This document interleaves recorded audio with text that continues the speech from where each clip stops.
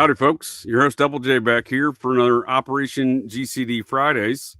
Once again, your host of Operation GCD, and more importantly, not the vice president. And joining me here tonight as a co-host this week is Landon, host of the Daily Dissident and fellow West Virginian. How you doing there, sir? What's going on, JJ? Happy to be here, brother. Happy to be back on the Fridays channel here. It's always a good time with you, and looking forward to tonight's discussion with Dana. Going to get into some crazy topics, so super hyped for that. And yeah, glad we're here, brother. Yes, absolutely. I appreciate you joining me to get a little GCD here tonight, sir. And I joined you there for a couple conversations on your show, The Daily Dissident. I highly recommend folks check those out. And I caught a recent show you did with Heidi Love over at the Unfiltered Rise podcast and thoroughly enjoyed that one as well.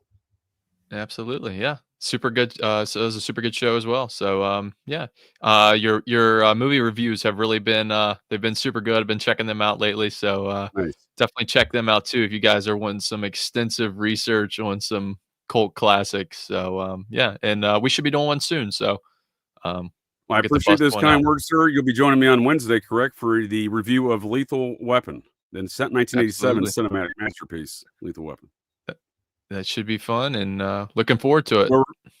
We're going to be talking Bill Colby's Wet Dreams of Tyranny Brought Home to America, Operation Gladio, the Phoenix Program, and Air America drug trafficking, all depicted in the film Lethal Weapon. And I look forward to that. Highly recommend folks check that out. And our guest here tonight, Dana Dudahl from Routing Jewels. Welcome, ma'am. Welcome back to Operation GCD. Thank you for having me. Hello. Absolutely. It's been too long, and that's my apologies. I know we had some scheduling conflicts earlier in the back, but it's my apologies for taking so long to reschedule these matters of the future discussions on some of our favorite topics, the process. And you've been doing some fine work on, as always, as you've been doing for a long time now, with some new elements with a new podcast and your research into these matters. Can you bring folks up to speed on some of your work that you've been doing there? Oh God, the podcast is so hard. People don't understand that I record it on my cell phone, so it's extremely time consuming. But yeah, so what is the process? It's wherever you listen. And well, right now I'm kind of working my way through all the cesspool of Manson and Manson adjacent things. I would say probably the biggest smoke or fire that I've been able to confirm is validating Maury Terry's theory that Michael Rakanudo was indeed the informant in Haight-Ashbury that was actually working with Charles Manson at the Straight Theater, and also was, I mean, now it tracks that he was hanging out with Abigail Folger and Shorty Shea, so the why is still the question. That was an excellent find you had there with the Straight Theater billing, and that's certainly why I wanted to include Landon in this discussion tonight, because Michael Rakanudo is one of his favorite characters in life, much like Bob Cocaine Evans is to me. Michael Rakanudo is to Landon here. Absolutely, well, I am in a deep obsession with that freaking creep, and I'm very sad about it. Right? The Danger Man Rakanudo. Yeah. Check out Dana's show, man. It's so good. I've been listening to pretty much everything you've had on Charles Manson, and I've never heard anybody go that deep in that short of amount of time. I know it doesn't seem very short because I know you have like 16 or 17 episodes out at this point, but super good. So thank you. Yeah, when did you start this? January? Oh, go ahead, Jan. I'm sorry. Go ahead. No, what's that? When did you start? This was what, Jan? This was an effort. You started really getting into the process about 18 months ago or so now, I believe, right? I want to say August or September will be 2 years. So yeah, there you go. And then started organizing it in February. Nice. Yeah, I would say February 13th was your first one. We've had a volume of episodes and discussions on the topics of the process before this, and I know you've done a lot, on shows like the Occult Rejects here on Operation GCD a number of times, but you've got quite a catalog you still compile over there on your YouTube channel too, in addition to your podcast. That's correct, right?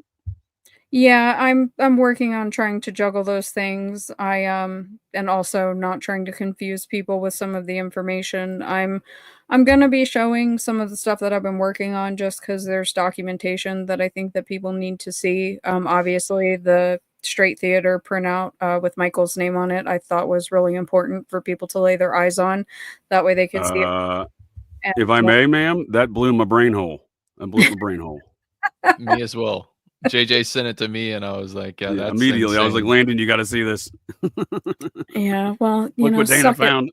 Suck it, Maury haters. It was sent to me by an anonymous source, but I had told them, you know, like I laid out my theory. I said these are the reasons X, Y, and Z that I believe that this is Michael Reconciuto, and they got that, and I was like, wow, look at that. Charlie was a stagehand. Isn't that fascinating? And it's very weird. So what are we looking at here? We got this. Oh, well, to say this is very weird is an understatement, ma'am. So what are we looking at here? Straight theater, right? June 15th, 1967. They have a variety of acts that night with an intermission, followed by the Grateful Dead. Brought to us literally by the Tavistock, the Grateful Dead, that is, right?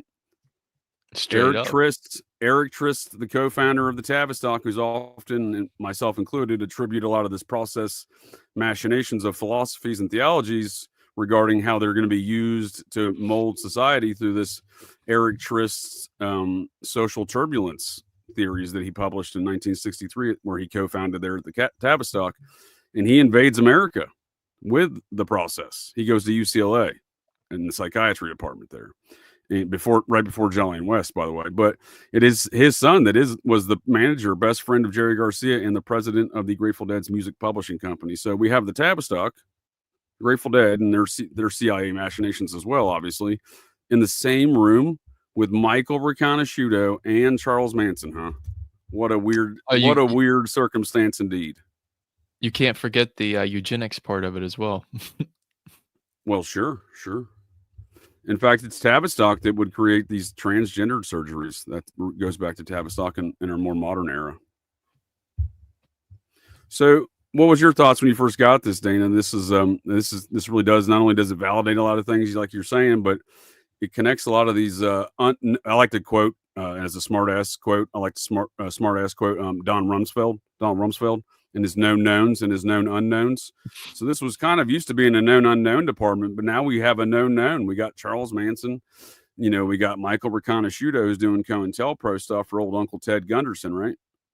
Well, I mean, my thing was suck it, Maury haters. Maury was right? Because this is like such a big thing for Maury to be right about. And I'm like, fuck you guys. But also it's weird because then I started going back through Danny Casolaro's notebooks, and in the part where Ted Gunderson and him are talking, that's the only pages that are ripped out, is right when he's really getting into like the nitty gritty of that. There's about 5 pages that are missing. And, he's talking about how he was managing Timothy Leary's property in San Anselmo. He was paying all the taxes, handling the bills there. That I think it was not the Resners. I think it was the Williams house. That was where the DeGrimstons and Manson met, allegedly. Did you say Resner? Well, the Resner, Resner, they're on that ticket that you showed for the show. No, yeah, I was about to say not Reznor, right? No, these are the Resners. They are, but they're weird too because the dad was a lawyer that worked for Melvin Belli, which I think is super sus. But major sus factors with Melvin Belli, right? With relative to the Zodiac specifically, right? Yeah, I may or may not have pending questions out to Mr. Reconciuto as we speak about what went on at that meeting where the DeGrimstons allegedly maybe were or were not at. I have some questions about that because, Maury talks about in The Ultimate Evil about how Charles Manson was driving an underling of Ronald Stark's car, the Sunday after the murders. I think it was the black Mercedes that he was caught in.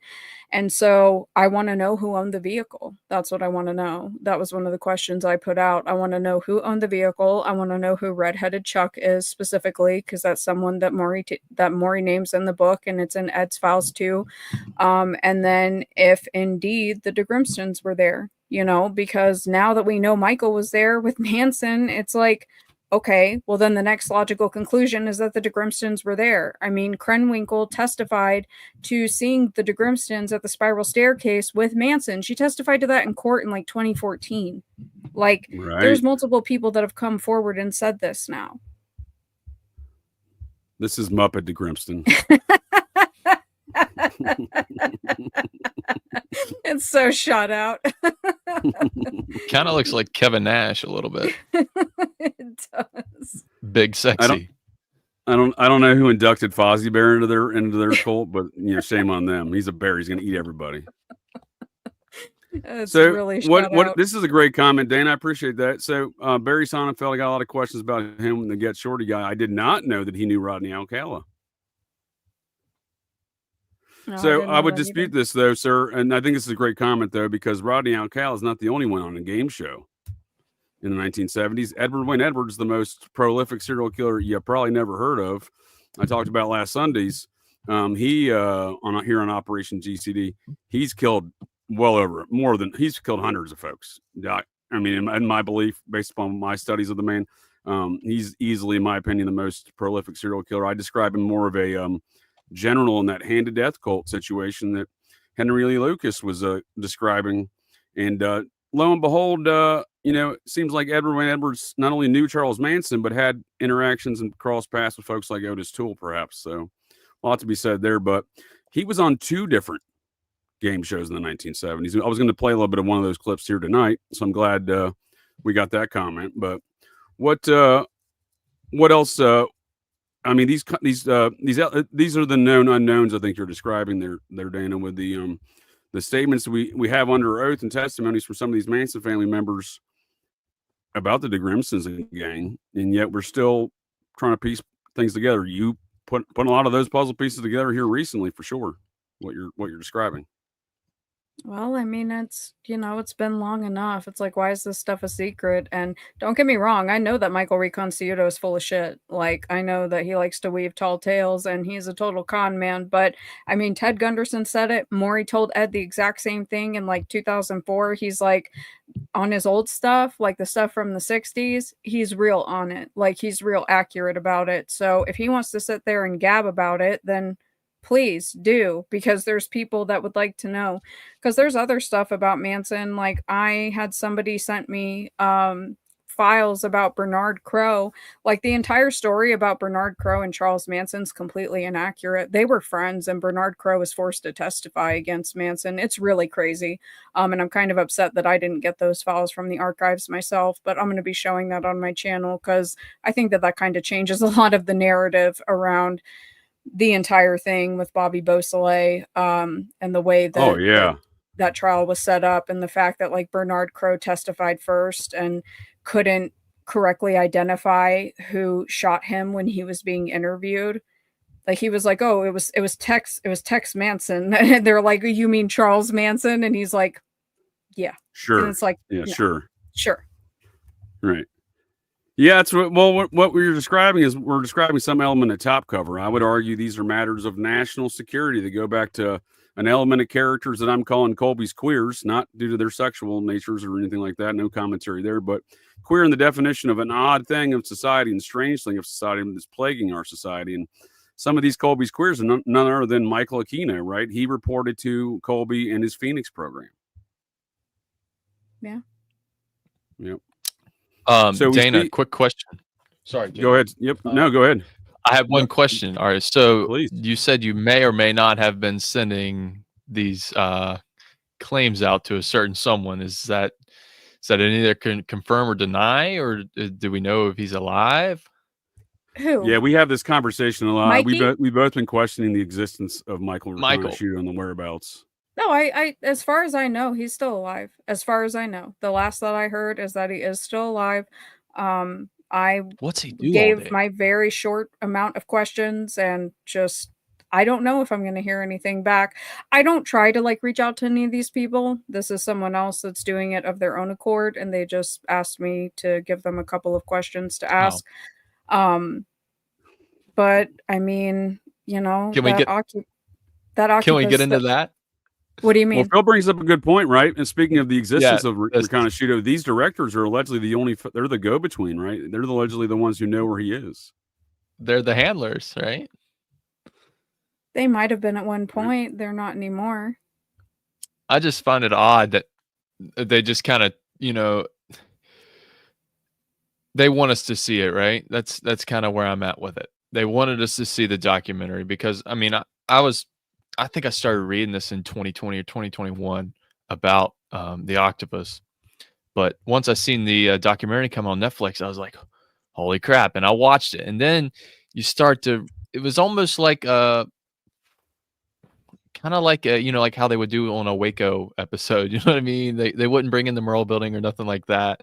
They just kind of For sure. brush over it in a sense. That's kind of my feelings. They didn't go as far as you're going, Dana, because if they would have included that, I mean, you could shout out what's his name, JJ. Well, with I the mean, book. you're making some great points, sir, because they didn't cover a lot of things. And before we get too far into those territories, I would like to start us off, since we're talking, a lot of these matters of the octopus and promise situations relative to these things, which again, Rakanudo's there. It's documented, especially with these more recent discoveries that Dana's produced, but we just showed. But it does bring again the element of not only these national security elements and the Colby's queers, as I was saying, but on a more broader sense, just a top cover, if you will. They're getting protections over these matters to not discuss these matters, to run propaganda movies. The process ended in 1974. That whole propaganda thing, right? But my point is, looking at stuff like Ed Sanders, building off of folks who've looked into these matters in the past and done some great work. Ed Sanders would be of the belief system, and looking at his files, that folks like Jerry Brown, Moonbeam Governor Jerry Brown, was a member of this process movement. Well, yeah, I mean, that's what immigration services told him. Yep. They said straight up. And that provides some context right? why they get away with it, right? And some of the things they use these things for to mold society. Because if you look at all these Rodney Alcala comments and everything else, a lot of the serial killer stuff, I think it was actually a comment maybe or something on Ed's files too, where he inferred this was used to get Reagan elected there in the 70s as governor. I mean, there's some really weird arguments for Nixon, for Reagan. I think that there was a lot of politicking that was going on.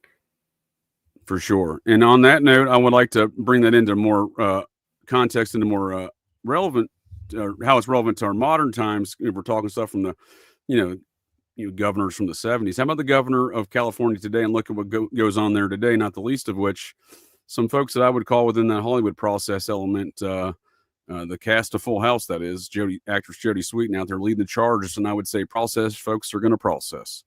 But on that note, I'd like to play this game in its regards to Gavin Newsom and Nazis.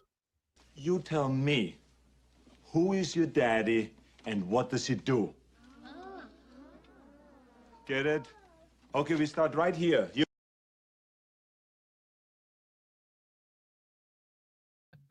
So we're told Gavin Newsom's daddy there is Willie Newsom. But let's take a little picture here, look at this fellow here. This man right here was, quote unquote, his father's mentor, part of the Getty family enterprise there in California, where Willie Newsom was an attorney for that enterprise. This man ran the businesses in that enterprise. He turned out to be an SS Nazi named Otto von Bolschwing. Otto von Bolschwing. So if you look at him and then you look at this fella, that's Willie Newsom on the left of there. That's a young Gavin Newsom. And you look at who is his daddy. And I would argue his daddy's not Willie Newsom, but Willie Newsom's associate and mentor there, Otto von Bolschwing. It could be possible. I see it. Could be. They don't really look alike. Willie and Gavin, right? Yeah. These two right here. These two fellows, right? Yeah. They don't look a bit alike, if you ask me. And flip it back to Heimler. So Newsom's mother is married to Paul Pelosi's sister. I think is how that goes down. Nancy Pelosi's husband. So we're seeing the same enterprise. What I'm getting at is when we see all this chaos and chaos and very processing style of chaos, if you will, of society out in California. And we see the folks like if I'm inferring correct here, that this Getty enterprise that's ruling California includes the Pelosi's and the son of Otto von Bolschwing here, or Otto von Bullshit, as I like to call him. Well, then, it just seems to me like the process are going to process, if you will, right? Because we see the same Nazi veneration throughout this cult, so I'm not saying that everyone, well, I think Ed Sanders was correct, and I think there's a large volume of evidence, including that report from investigators, that Governor Moonbeam Brown was a member. But what I'm saying is, you don't have to be a member. You may just share the same ideology, right? You may share the same ideology. Yeah. The Nazi ideology. It was definitely weird. I know, speaking of Nazis, Heidi brought it up in our episode. We were talking about just the connections with the Mormons and the Nazis. You know what I mean? Funny you mentioned that, sir. So at the time when 1980, Otto von Bolschwing gets outed as an SS Nazi by the Department of Justice in their investigations that began in 78 into Nazis in this country. It's coincidentally right after Werner von Braun dies, they started that investigation. But they find he gets found out publicly as an SS Nazi through that investigation. He converts to Mormonism, says, "You can't deport me. I'm Mormon now." So this is an SS officer who works for the Getty franchise and decides that to avoid deportation, he's going to say, I went Mormon. So that should tell you the weight of this Heidi's claims and stuff about the Mormons. It's definitely insane. That's for sure. It is that, and I wouldn't call this insane, but it sounds insane. So in those files of Ed Sanders, Dana's read this same corporate documents, is familiar with the entity that I'm describing here. There's a body in that corporate documents of the Process Church's filings here in America that describes a body as the Quorum of the 70. They don't describe that as an internal organization, nor do they identify it explicitly or expressly. So in leaving that as a kind of a dubious clause in their whole corporate structure there, and being the fact they seemingly registered in Utah as a domestic corporation at the same time they did in Louisiana, according to Utah documents, I argue that Quorum of the 70 is the operational Quorum of the 70 of the Mormon Church that runs the Mormon Church. They have the body that operationally runs the Mormon Church on day to day is called the Quorum of the 70. So it sounds a little Looney Tunes, I agree, but I'm going to continue arguing that until someone can prove me that the process is a different Quorum of the 70, because their corporate documents seem to infer that they don't, but yet they have one in their structure. It's weird. It is all definitely weird. So that's where we find them today. They're in Kanab, Utah. But again, we play these. There are what's up with the Utah games part? That are played over that, and while I don't have, what do you mean? Why Utah? What do you know what I mean? That's kind of my question. Dana can describe some of the elements of the little Hollywood down there, right, Dana? Where they're at today? Well, yeah, they're in Kanab or Kanab, whatever. Somebody got up my ass because I guess it's Kanab, and I've been saying Kanab for years. So guess what? I'm going to keep saying Kanab because I feel dumb. It used to be called Little Hollywood. It was very popular, especially with like spaghetti westerns, things like that. There was also this sort of like Western resort where a lot of celebrities would kind of take reprieve from Hollywood in California, and they would come over there and stay. It was kind of like a hot spot. As far as why they moved there, I mean, I think that there's a multitude of reasons. There's a lot of tribal land there. There's some very weird caves. What was it? Montezuma's gold, I think, is allegedly supposed to be there. So I think that's another weird reason. And, due to their vast wealth, I mean, they pretty much have like a monopoly on the water system there, which is really concerning. Back in the 90s, according to Utah State Police intelligence, they were using enough electricity to power a small city, according to the cops. But they didn't have, when they toured the facility, they didn't see any animals. So you assume that everything's running underground, which is extremely sus. I think that they're still doing some weird stuff out there. As far as the why, I mean, when they moved there, there was a, sort of very small fundy LDS cult that was out there. And apparently they were very territorial, but the process was welcomed with open arms. So I think that is really strange. I don't know how far back that relationship goes, because technically they started in Arizona before they came into Utah. So Well, that's a That's pretty the good story, though, explanation. right? That is the official narrative, right? But oh no, thank you. That is a great explanation, and that is the narrative, though, right? That is the story they want to paint. That they went to Utah later, right? Well, here Which we I know they only did, right? We know they moved around a lot, right?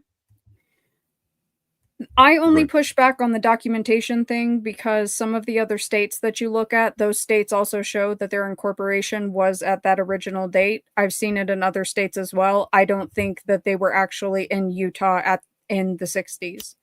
Because I've seen that in Florida, I've seen that in Georgia, I've seen that in numerous places. I just don't think that that's the case. I think that, but also it's It's really hard to interesting. pull documents out of Utah.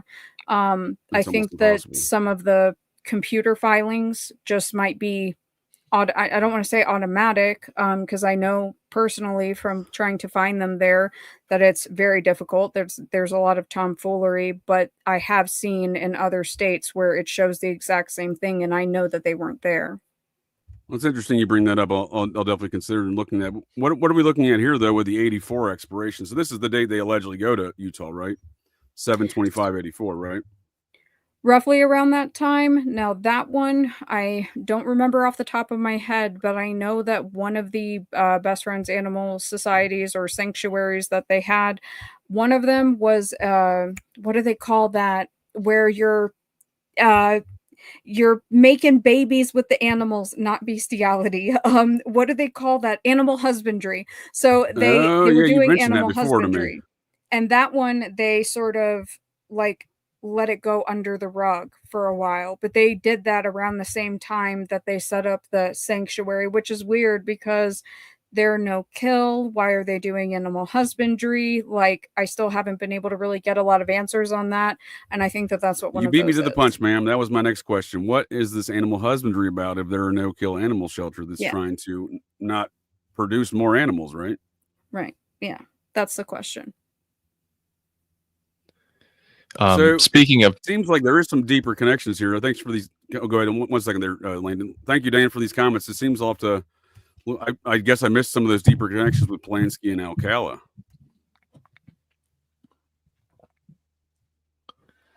I think I remember reading that now that he mentions that in Program to Kill, but that's something I had certainly forgot, so I appreciate that. and nobody can seem to get his name right either, JJ. Who's that? Dave McGowan. Every one of these people, bro. Shane Cashman. I just listened to a podcast on the Concrete podcast, and they just for some reason they can't say his name.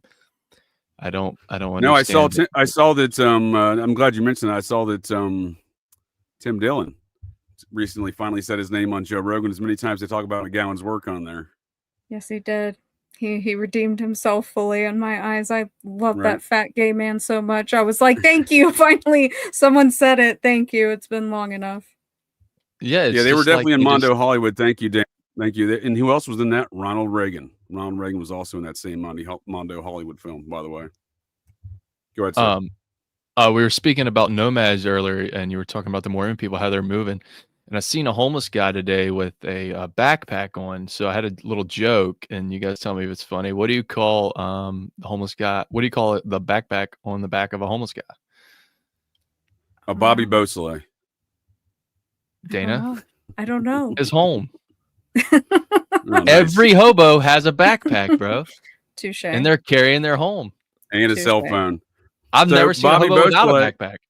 Well, they do. It's the new modern stick and bindle, right? The Bobby Beausoleil also recorded a soundtrack for Kenneth Anger's album while in prison. How's that happen?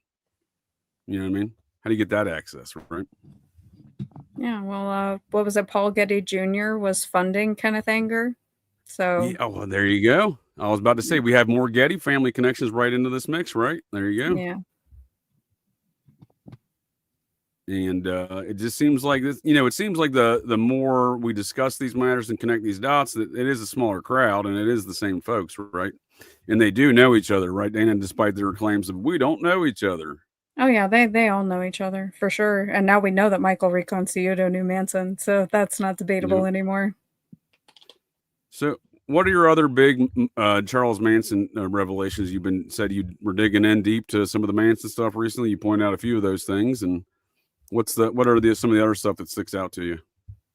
The Lots of Papa, the Bernard Crow thing. I think that when the documents were said to me, honestly, I was reeling for probably about 2 weeks, because that is such a huge narrative that people just repeat over and over and over again. And when you actually read everything, like because you know me, I like to do genealogy on everybody. So like I found And I Lots of appreciate and Papa respect that, ma'am.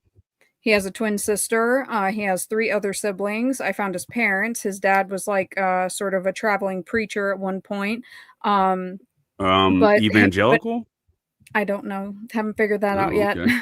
That'd be interesting. But they, him and Manson, they were friends. They were friends. They were hanging out like for months before all of this. And it's the whole story of the shooting and what happened. It's such a lie. It's such a damning lie. And can you give us a quick background on the official narrative versus what you've identified now as the bullshit? Well, I mean, so the story is that, like, you know, so it's the Watson Kasabian murders, if we're talking to Nicholas Schreck, right? Oh, little old. I was about to say, you're quoting Nicholas there. Schreck, ma'am, when you say that. I know that where that comes from. It's, you know, that's like the narrative, is it's like this whole like the drug deal gone wrong, right? So that's the story, that it was very close to the time of the Cielo Drive murders, close to the time of Bobby Beausoleil being arrested, and that some sort of revenge. I mean, I'm not even that familiar with Lots of Papa, because I couldn't find him, because you know me, I know that these people play the name game, and I'm like, I can't find a Bernard Crow. But then I got sent all these documents. I knew that he had gotten arrested later on for something else, but then I got sent these documents, and I was looking at some of his recommendations for parole and letters of recommendation for all of this stuff that was going on connected to the trial, and then conversations that he had with, I think, Larry Larson, and then what was actually the truth behind him having to testify. And now it all makes sense. He was hanging out with the family. They were friends. There wasn't really an issue. So he was, in my opinion, used by Vincent Bugliosi to sort of solidify the helter-skelter part, because he was African American, right? So like that is the whole argument of triggering off this race war, when that is not the case at all. And I think that that's why Vincent decided to put him on the stand first, was to solidify that in the public's mind of, you know, here we have this black guy who was shot by Manson. Manson wants to start a race war. This is how he starts it. But it's not true. It's a lie. I don't know. It's a lot to explain. And like I said, I'm going to go over the documents on my channel, but you're making some excellent points there, ma'am. And if I may bring in some correlations of things that fit right into how you're describing these activities, especially with the name game. So Charles Manson's friend, Edward Wayne Edwards, the serial killer you probably never heard of, that folks at the interwebs can check out for my Sunday show this past week. He knew Manson since 52. They got paroled together in 67 from federal penitentiaries, one in Pennsylvania and the other one in Washington State. But nonetheless, they knew each other for 15 years prior to that, and they both end up in and around the same areas there in California at the same time of this time frame of the late 60s we're talking about. But my point being is, he used different names. I have the same marriage license issued twice under 2 different names for Edward Wayne Edwards, under his fake identity of Dr. James Garfield Langley, which he seems to have gotten in 1955 in Key West, Florida, at the same time the CIA and Fidel Castro were plotting the Batista overthrow, by the way, in Key West, Florida. I'm not saying I had a picture of Fidel Castro and Edward Wayne Edwards, but he's there at the same time that I can confirm it with pictures that Fidel Castro is there, and he's getting this weird identity that's James Garfield, like the president, and then Langley, like the CIA. And I think there's a good opportunity that there's a character, much like Manson's been inferred in the work of O'Neill, that he's a chaos agent of CIA's Operation Chaos, right? Which I think there's some validity to those matters, obviously, but it's not the whole tale, right? And I think Edward Wayne Edwards kind of falls in these same descriptions, because he gets reissued that same identity, James Garfield Langley, after he escapes Deer Lodge Prison in 1959. So when I argue that John Cameron, the guy who studied Edward Wayne Edwards, this retired detective, and wrote a book about it, he's got some. I don't throw the baby out with the bathtub. He's got a lot of ideas, but the one thing I can tell you that I most certainly agree with it, the Lake Berryessa murder and the Zodiac killings was Edward Wayne Edwards. He describes elements of Edward Wayne Edwards' life. The Zodiac killer says he escaped a prison, Deer Lodge Prison in Montana, murdered a prison guard, stole a car, and was driving to Mexico. This is 1969. Edward Wayne Edwards did all of that in 1959.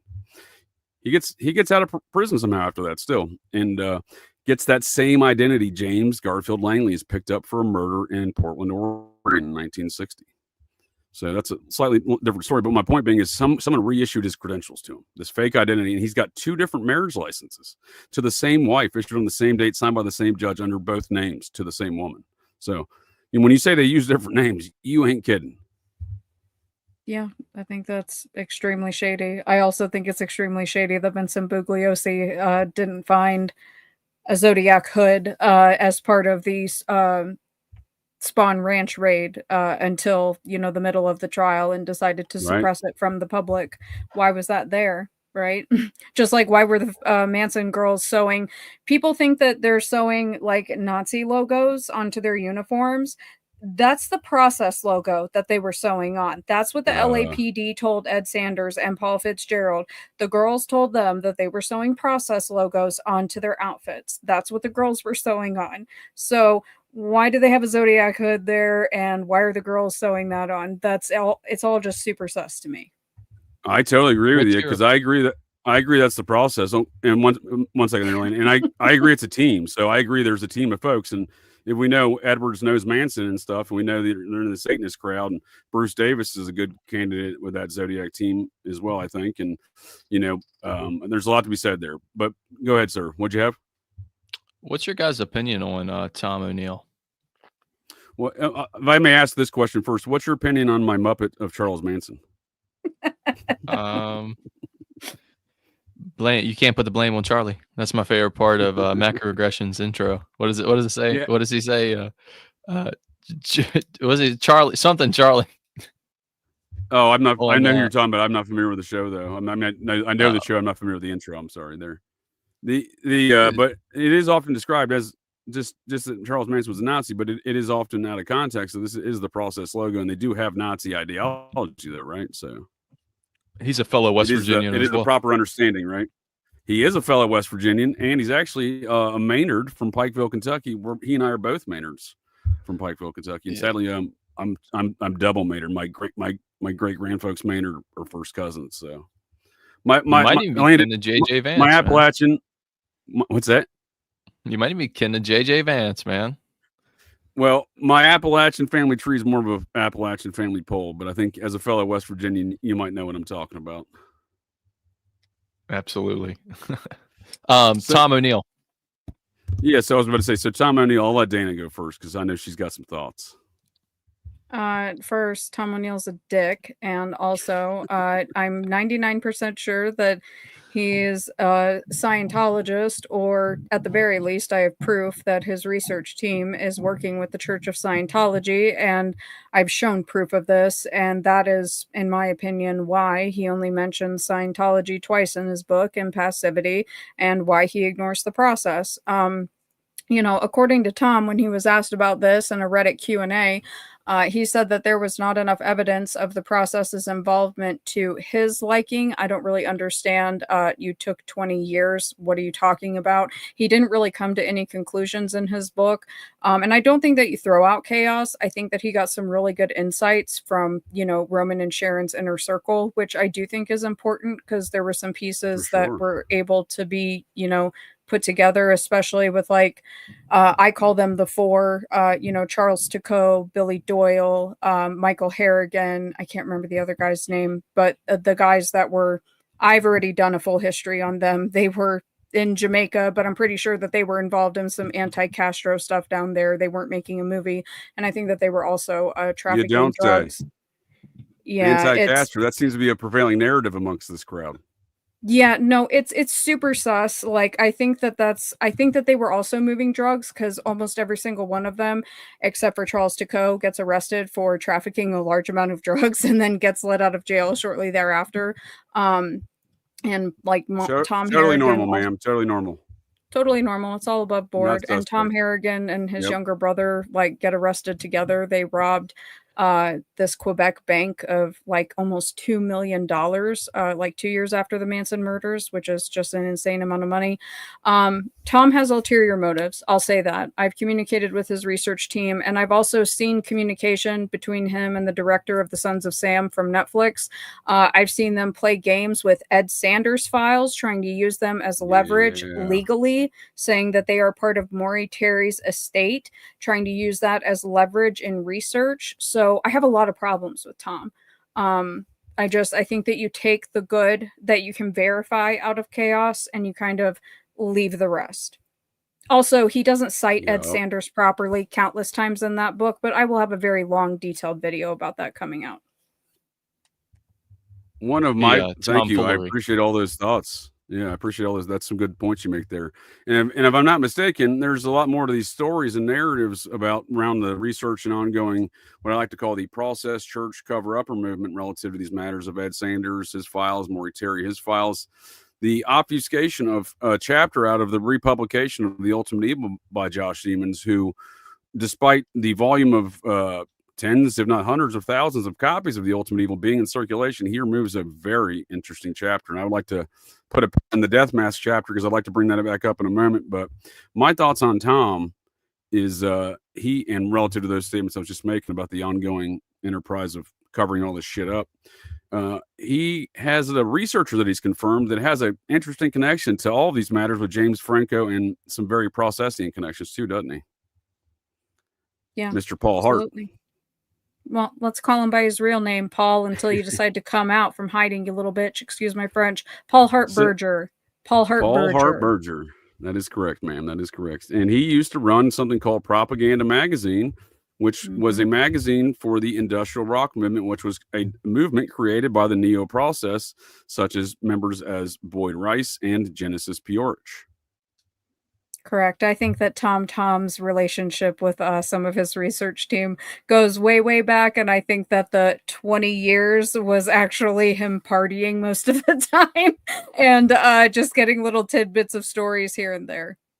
That makes a lot of sense to me, man, because we see here in this magazine that Paul Hartberger, who's a confirmed researcher in the Chaos book, which I agree, don't throw the baby out with the bathtub. There's a lot of good information you can yield from that, and also yield the fact that they don't mention Scientology, they don't mention the process, and they don't quote known things correctly. And we see that again when we see Ed Sanders, not Ed, disregard, I apologize there. We see Tom O'Neill trying to cover up the work of Ed Sanders and Maury Terry when he's going on a podcast of Rick Rubin last fall, and they have some shitty conversations joking about, you mean that one group that moved to upstate New York and then might have moved to Utah in '84, and I barely even heard of them, you know.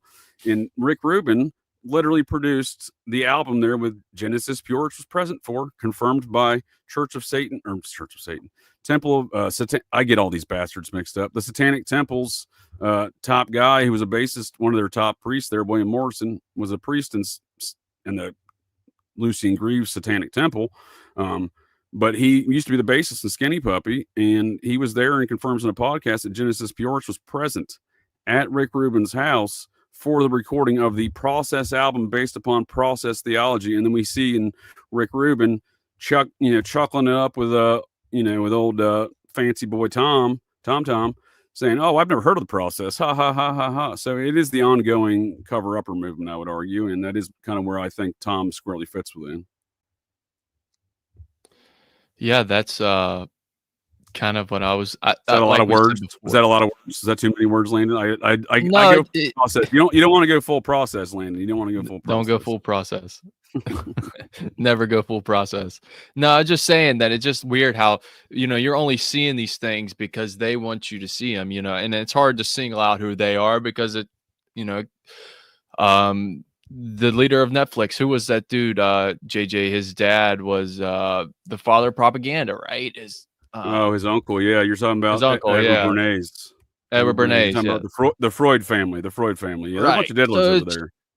it just, I don't know, brother. It seems odd to me. You know, I don't really think I don't like to. I've watched them all, and they were subpar. You know, I don't What know. I think one Maybe they're important. shooting for a different demographic. So I don't know. Well, you make some good points that they don't want to. There is stuff that is obviously put in the purview for folks to see, but we're describing things that are, I assure you, are well hidden. So this Paul Hart Berger fella, he worked on the production for James Franco's production company on the bastardization of Maury Terry's work that James Franco conned his way into to get the rights of with Maury Terry. Seemingly, Josh Siemens was right behind him, kind of, working his way in through the wake there, if you will, of his fellow Hollywood friend. Again, I don't have any proof of that. I'm just saying it's interesting the time that goes on there with those things and the outcome of their actions. But nonetheless, obviously Franco bastardized the project. He made an Ultimate Evil YouTube series where Maury Terry was the bad guy and dies at the end. Spoiler alert. And then he makes this movie called The Deuce, which is an intimate and almost a intimate celebration of the gay S&M scene that was one of the underlying narratives in the Ultimate Evil, where the process was thriving under, where that death mask murder occurred. So we see them celebrating that and removing the death mask simultaneously. That's what I'm saying. You can build a circumstantial evidence based upon timing and activities that these are the same movement. Right. Can you confirm of the Rockefellers in there? In the process? We've seen some Astors, right? Dana and I did a show a number of months back on the Society of the Cincinnati, the secret society that started America. Yeah, and there's definitely there's an Astor for sure. One of the founders is an Astor, but that's all. We were thinking, you were talking about governors earlier, and I was thinking of the late great Robert C. Byrd. So. Oh, well, he was a Nazi, right? That's what I'm saying. They don't have to be a member of the process. They share the same ideology, right? The Klan Nazi man. Oh, there's no question, dude. That dude was a Nazi to the end. Until they dragged him out of the Senate. I know that's a controversial position to take in West Virginia to this day. That'll get you shot if you make. I'll get you shot, brother, but I don't care. That'll get you shot. I don't either. I'm just saying there's some folks that are real passionate about old Robert Byrd. Yeah, he's an icon, I guess you would say. Yeah, so this is a good point. The Astors are just as powerful as the Rockefellers. We also, as Dana pointed out earlier, we have a Getty out in the California contention of these matters. We have an Abigail Folger. So, and when we look at these matters, let's not look at just direct relations. So we see Marilyn Manson, disregard Marilyn Monroe around this whole Manson situation, right? Within that element of folks, right? And we see that she's not all that unrelated to folks in the Manson situation, right? So we see she and Abigail Folger are cousins. In fact, the fourth great grandfather of Marilyn Monroe is Ben Franklin, and Ben Franklin's mother was a Folger. So we see a lot of these epicenters of these kind of activities. Marilyn Monroe's got an interest. Speaking of the genealogy, you do, ma'am. Marilyn Monroe's got an interesting family tree. But the other thing, and speaking of like kind of the occult genealogy of America, when I look at these matters these days, there's a lot of West Virginia connections to all these things. You were saying Charles Manson. Would you believe that Steve McQueen was supposed to be a victim that night, and his roots come back there to southwestern West Virginia? Philip Van Adder was a responding officer. The lead detective in the Orenthal James Simpson murder trial, who fabricated a bunch of shit and planted evidence, and then the same guy who arrested Roman Polanski in 1977. He was on scene as a rookie officer of a few years on the force there at the Tate Polanski house, and his father. And his father's father, and his father's father, and his father's father all go back to Logan County, West Virginia. I have a lot of Van Adders in my family tree, Landon, and I only realized this recently. I'm not directly related to Philip Van Adder, but we share a lot of common kinfolk because his Van Adders moved there after Abner Vance settled that region back in the 1790s. So, who's the author of the DC Madam, JJ? He's Nick from West Virginia too. No, not Nick Bryant. You're talking about Henry Vincent from Henry Vincent, yeah, in Logan County, West Virginia. In Logan County, again, a lot of these things go back. I'm not trying to put any special importance on Logan County, West Virginia. I'm just saying Charles Manson's from across the river in Pikeville. His folks are from there, and again, all these other folks I'm describing go back to Logan County, and they're not the only ones. You know, I don't want to go on a Logan County, right? I'm just saying, you know, when we start looking at where these matters, these parapolitical and cult matters we're describing here, and we look at The them company. in a sense of, that's another good Right example. across the river there. But we look at them in a sense that it's like it's happening in that one sphere of time and location. And I'm saying that, like much like Dana's saying, you got to look at the genealogy. Where did this shit come from? And are these feuds older? Is this the you know, is this an older matter that, you know, these ongoing bloodline disputes, if you will, within some of these families? Because again, when you're including the Astors, the Gettys, the William Bainbridges, right? He's a direct descendant of one of the admirals that would fought in the wars of 1776 and a member of the Society of Cincinnati. So again, what are we really looking at here, right? I'm posing that's more of a rhetorical question, but yeah. So you bring up the company, that's a good one because that connects back to Rakanudo and Cabazon Indian again, doesn't it? Yes, it does. So still haven't. One of the characters there was Drew Thornton, right? Do you remember Drew Thornton's connections out there? Was that the dude that got? Was that the dude that was out in San Francisco, right? So Drew Thornton was the first drug enforcement officer for the state of Kentucky, put on a DEA task force. He would later jump out of an airplane with too much cocaine strapped to him, wearing $2,000 battalion loafers and a bunch of, if I'm not mistaken, a bunch of Mitch Warbell's firearms, some Cobra Mac, was it Mac 10s? Didn't they get dropped though in San Francisco, right? Why am I thinking San Francisco? Well, because I haven't got there yet. So I was going in reverse. I was doing a reverse on it. So he parachutes out of that, dies, and that's Cocaine Bear, right? That bear eats all that cocaine. They made a recent ridiculous movie about it, right? He gets busted. Yep, there we go. Phil's on top. Phil's got a lot of details. Yep, he gets busted in the China Lake weapons heist just right outside the Cabazon Indian Ranch. And gets charged in a federal court and indicted. He never faces anything for this indictment. He would later die before facing any sort of court. So why were they stealing the weapons, right? That's always the question that triggers me. What was going on at the Cabazon Indian Ranch? It would seem to be, to me, it seemed like a basis of operations, right? For a lot of hood rat shit, as I call it. Or as the hood rat shit is the application of activities of what I like to call now Colby's queers. Because they've been queering up society. Because again, all these things seem to connect to these same programs of Bill Colby's, the Gladio, Air America, Phoenix program stuff, right? Les Wexner. And we see an epicenter of these activities at Cabazon Indian, Michael Rakanudo and gang. Wasn't Wexner involved with Air America too, right? He bought it. Yeah. That's right. Yeah.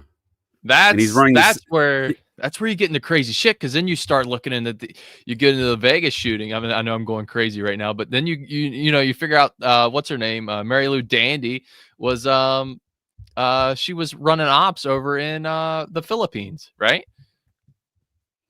She was doing something over there. And you may think that's disconnected from the topics we're talking about with the Philippines. That was a basis of operations for Bill Colby's queers and his military assistance command, right? High human trafficking, organ harvesting as well. Would you believe in the 1970s?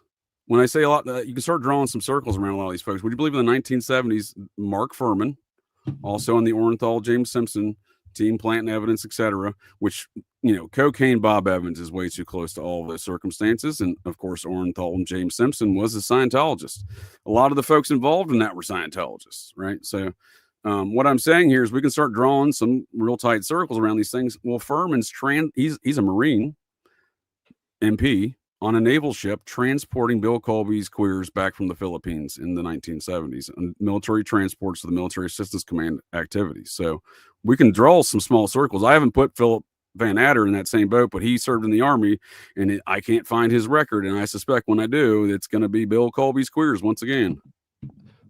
I'm trying to think, JJ, if that lady was messing around in the Philippines, Mary Lou Dandy, that's the wife of Paddock. I'm trying to, I can't remember if she was 80s or 70s. I'm glad you bring that up, because Paddock's dad reminds me a lot of Edward Wayne Edwards. They both were on the FBI's most wanted list. They both did bank robberies. They both did murders, and they both seemingly served time together.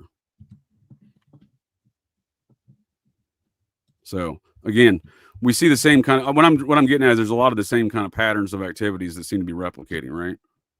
That's why I just went full schizo. I'm sorry about that to the audience. You're good, dude. I went No, off you're on- bringing up some excellent points, and I want to get back to Rakanudo and gang at the Cabazon Indian. But when I mentioned the repeating patterns of activities and behaviors, Dana, this was one of your favorite things, I think, out of the Ed Sanders files when when we discovered this one, right? With the old, speaking of the Satanic Temple again, with the bassist being one of their high priests in that cult. William Morrison, the bassist from Skinny Puppy, the Process album with Rick Rubin, as I mentioned. What is this out of the Ed Sanders files? I remember this being a shocking discovery as well to me, but I know you specifically enjoyed this one. Oh yeah, this was Dougie Lucian with the one eye trying to contact Ed Sanders and about doing a documentary about the process, and Ed said no. Ed refused to take his calls. Yeah. So Ed also said that Tom O'Neill is a Fed, and I don't disagree. Sharp man, that Ed Sanders, because this is 2008, right? Yep, that's right, 2008. Yep, right there. So this is before he doesn't create the Satanic Temple, and so what? I think it's December 2012. I think so. Yeah. Yeah. He's doing a documentary on the process now. Looking back in the chronological time frame here for context, he's operating the process.org website at that time, right? Yep. Yeah. I think it's what the process.org was what it was called, and it's in the way back. You can still find it there, and it's all false memory syndrome foundation process nonsense. It's extremely shady. He's repeating the same narratives that Michael Aquino is repeating to Dave McGowan in emails in August of 2001 as regarding this ongoing falsehoods that he's claiming folks are stating in regards to continuing the perpetration of satanic panic. That is one of Doug's main goals in life on that blog. Yeah, it's still his main goals today. I mean, I've asked him directly, do you actually expect anybody with a fully developed frontal lobe to believe that just Satanists are the only group of people in all of human history to never commit crimes against other humans, including children? Okay, good luck with that, because that doesn't make any sense. Ma'am, the process ended in 1974. I seen it in a Josh Siemens documentary. You mean to tell me that? No. You mean to tell me that's not real? Absolutely not. No. This is all fake news. Before we get any further back to the Cabazons and whatnot and Colby's queers, Landon, did you? I wanted to talk about the death mask, but did you have something else there, Landon? I was going to add. What was the guy's name out of Kentucky as well, pertaining to the company? The guy that was running the where he was blackmailing the congressman. With the computers that he got that had Insular installed already. U.S. Air Force retired Colonel Chalmer Hayes. He was one of Caslero's sources. Yeah. He got hemmed up real bad. Yeah, and Caslero, he was in Kentucky a lot. Seemed to be Kentucky was a key to the puzzle, in my opinion, and I think that could be one of them. Are you reading my brain hole? Because sir? He was, because I was gonna, relative to all these matters with Cabazon, Kentucky, and then Iran-Contra stuff with the promise stuff. I'm sorry, in these matters of sources to Casolero in the process here. What is I wanted to bring this up also since you're mentioning this, I'll go ahead and bring it up now because you're right on target with what I'm talking about here. And what we have this epicenter of activity: Iran-Contra, Oliver North, Lyndon LaRouche. The process's attorney prosecuting Lyndon LaRouche, and Lyndon LaRouche publishing hate, talking shit about John Markham and his connections to the process, right? So we see this epicenter. What I'm getting is that we see the process, Colby's queers, Iran-Contra, Oliver North, the process, their attorney, and Lyndon LaRouche all in this weird mixture. I got some ideas, but I think, one of those folks that was singing what I'm getting at, the folks that were blowing the whistle in and around Iran-Contra, such as Lyndon LaRouche, such as Danny Casolero, they got a way to deal with these folks, right? They got a way to deal with these folks. To where we don't really know all the details today about these topics, right? Because the folks that wanted to dissent and tell stories about what was actually going on, they got either put in prison or murked, it seems. Right. Chalmers Hayes being one of them, right? Chalmers Hayes got framed for hiring the FBI to kill his son, right? Kill his son, own head on his son. Yeah. It's interesting, And then a JJ. railroad- You know, It's super because no one talks about that guy, right? And the Penny Royal No. podcast is where I first learned about it. In fact, actually, they're the ones who dug deep into it. In fact, because that dude lived in their hometown.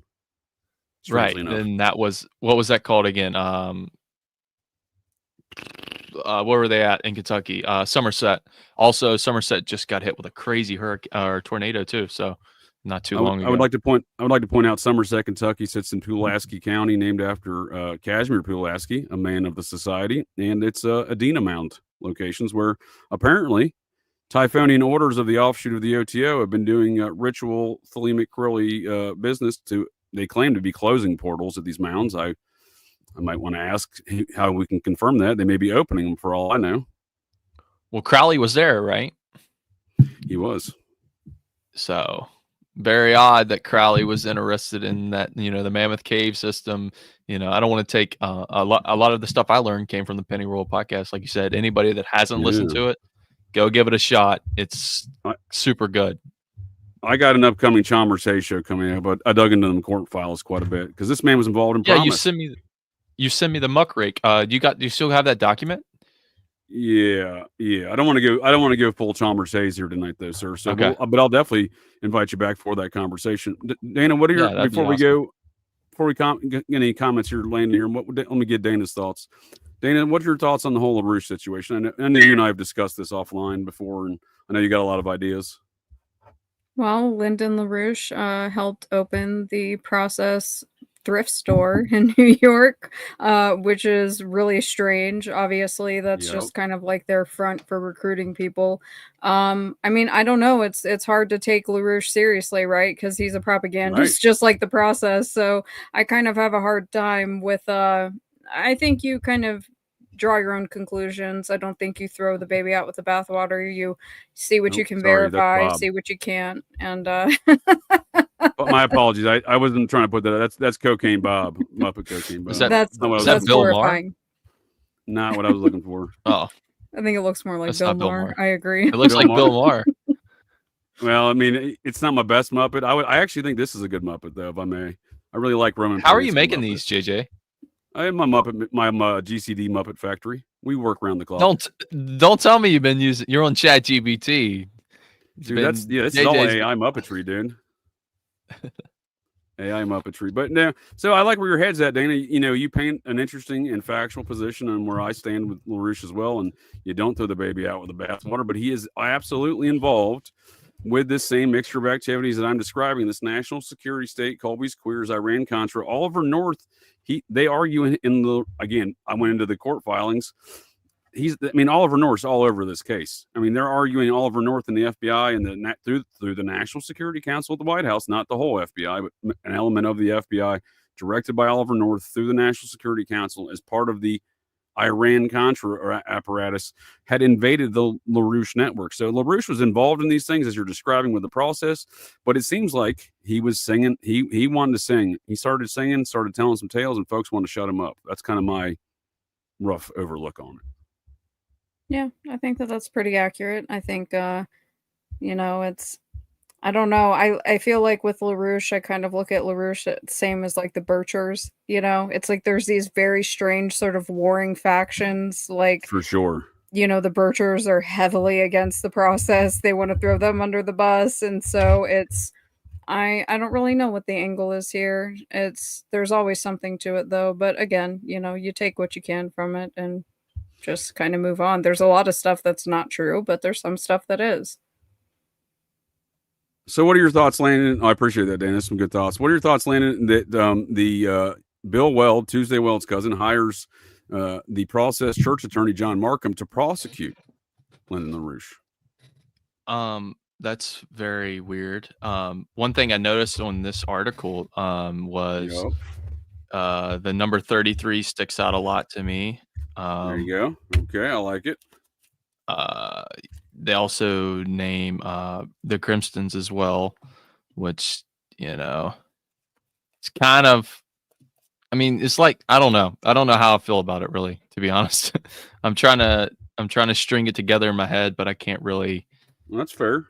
It's a lot, dude. It's a lot of factors. That's I understand. So, but on the general, just an broad overview. And one thing I'd like you to take away, Suri, and the folks of the interwebs, and of course Dana as well, is we see this epicenter of activity: the process, LaRouche, Iran-Contra, and Oliver North, and there's no denying it. I mean, I was kind of shocked to see how much Oliver North was in those court documents in the LaRouche case, named as being involved in all these matters directly.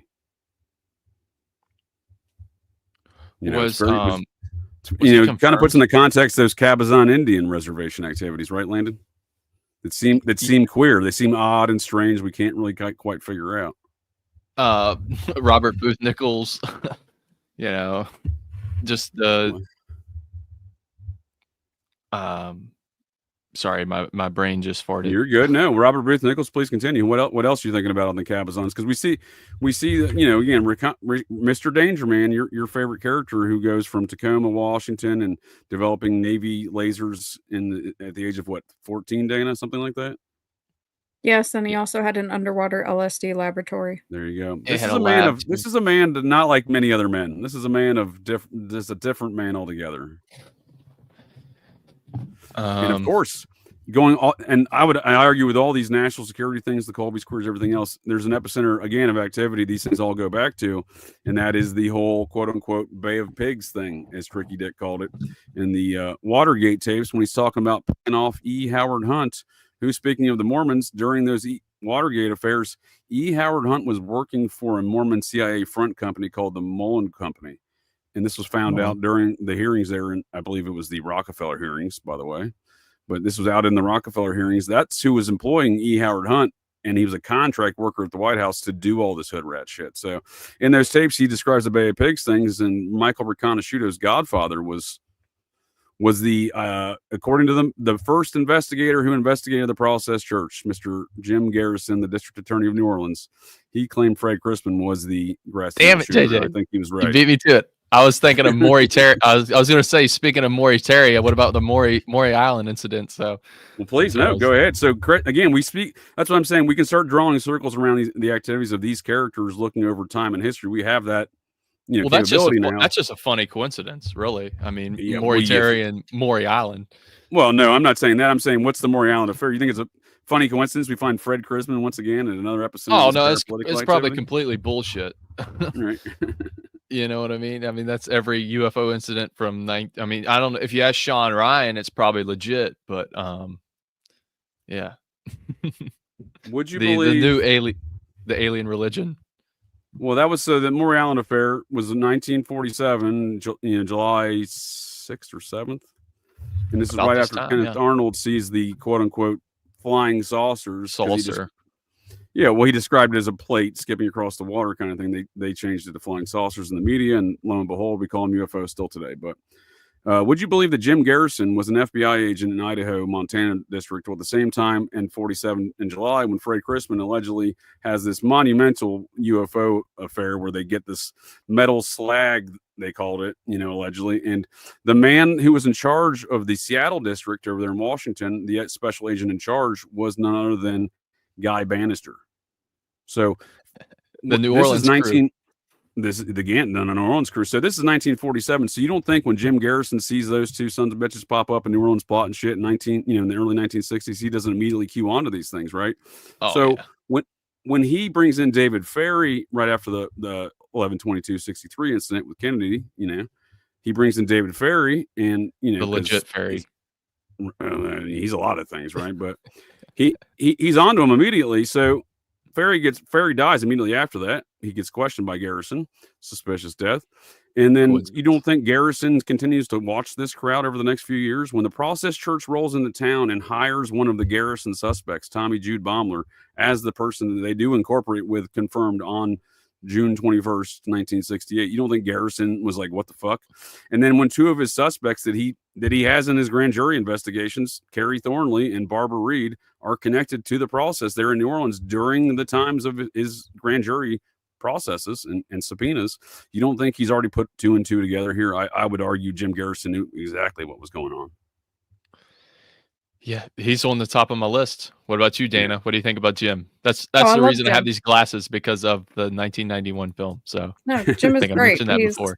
He's my absolute favorite. I think that his observations were, I think his investigation was correct. I think that he was the most correct out of everybody else. I think that it's this weird sort of like Nazi cowboy bishop like circle going on. I think that that's really the core of it. And yeah, I absolutely agree that as soon as he saw the process linking up with these people, I think he knew something was up. And it's weird because later on, Carrie Thornley would go on to say that the process had a hand in setting him up against, like, setting him up with Jim Garrison. Like, they were Yep. blaming Carrie Thornley. And it's like, well, why would the process do that? That's kind of weird.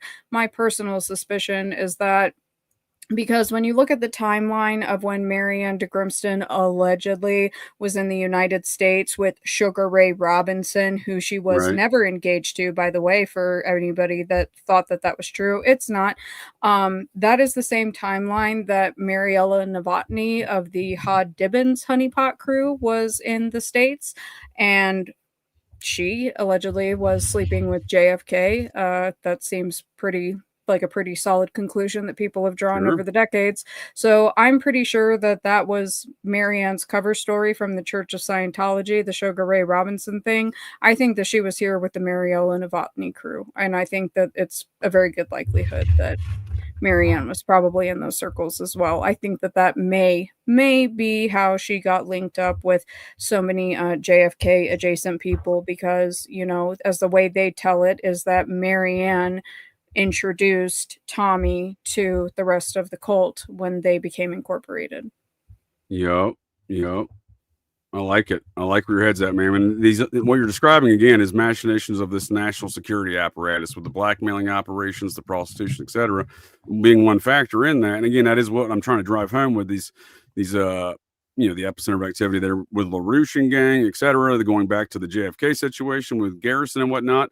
Now, if we dive in a little bit further and look at the genealogy of that situation with the national security state mashed together there with the JFK situation, you know, the whole Bay of Pigs thing, we see David Ferry as a squadron commander of a Civil Air Patrol unit in 1954 in New Orleans. Two of his teenage Civil Air Patrol members in that unit is Lee Harvey Oswald and Barry Seal. Right. Barry Seal is one of Colby's queers, you know, the infamous Mena, Arkansas Medellin coke cartel cocaine trafficker, the same Medellin coke cartel that was part of the whole Iran-Contra distribution and funding of matters, and the same Medellin cartel that Bob Cocaine Evans is a unindicted co-conspirator in the murder of Roy Radin with the number one person for the Medellin cartel in America, Karen Greenberger, because she had just murdered her husband, Larry Greenberger, 6 months prior in 87. And when Larry Greenberger was named in the federal court case against Carlos Later as being the number one person for the Medellin cartel in America. And suddenly he dies.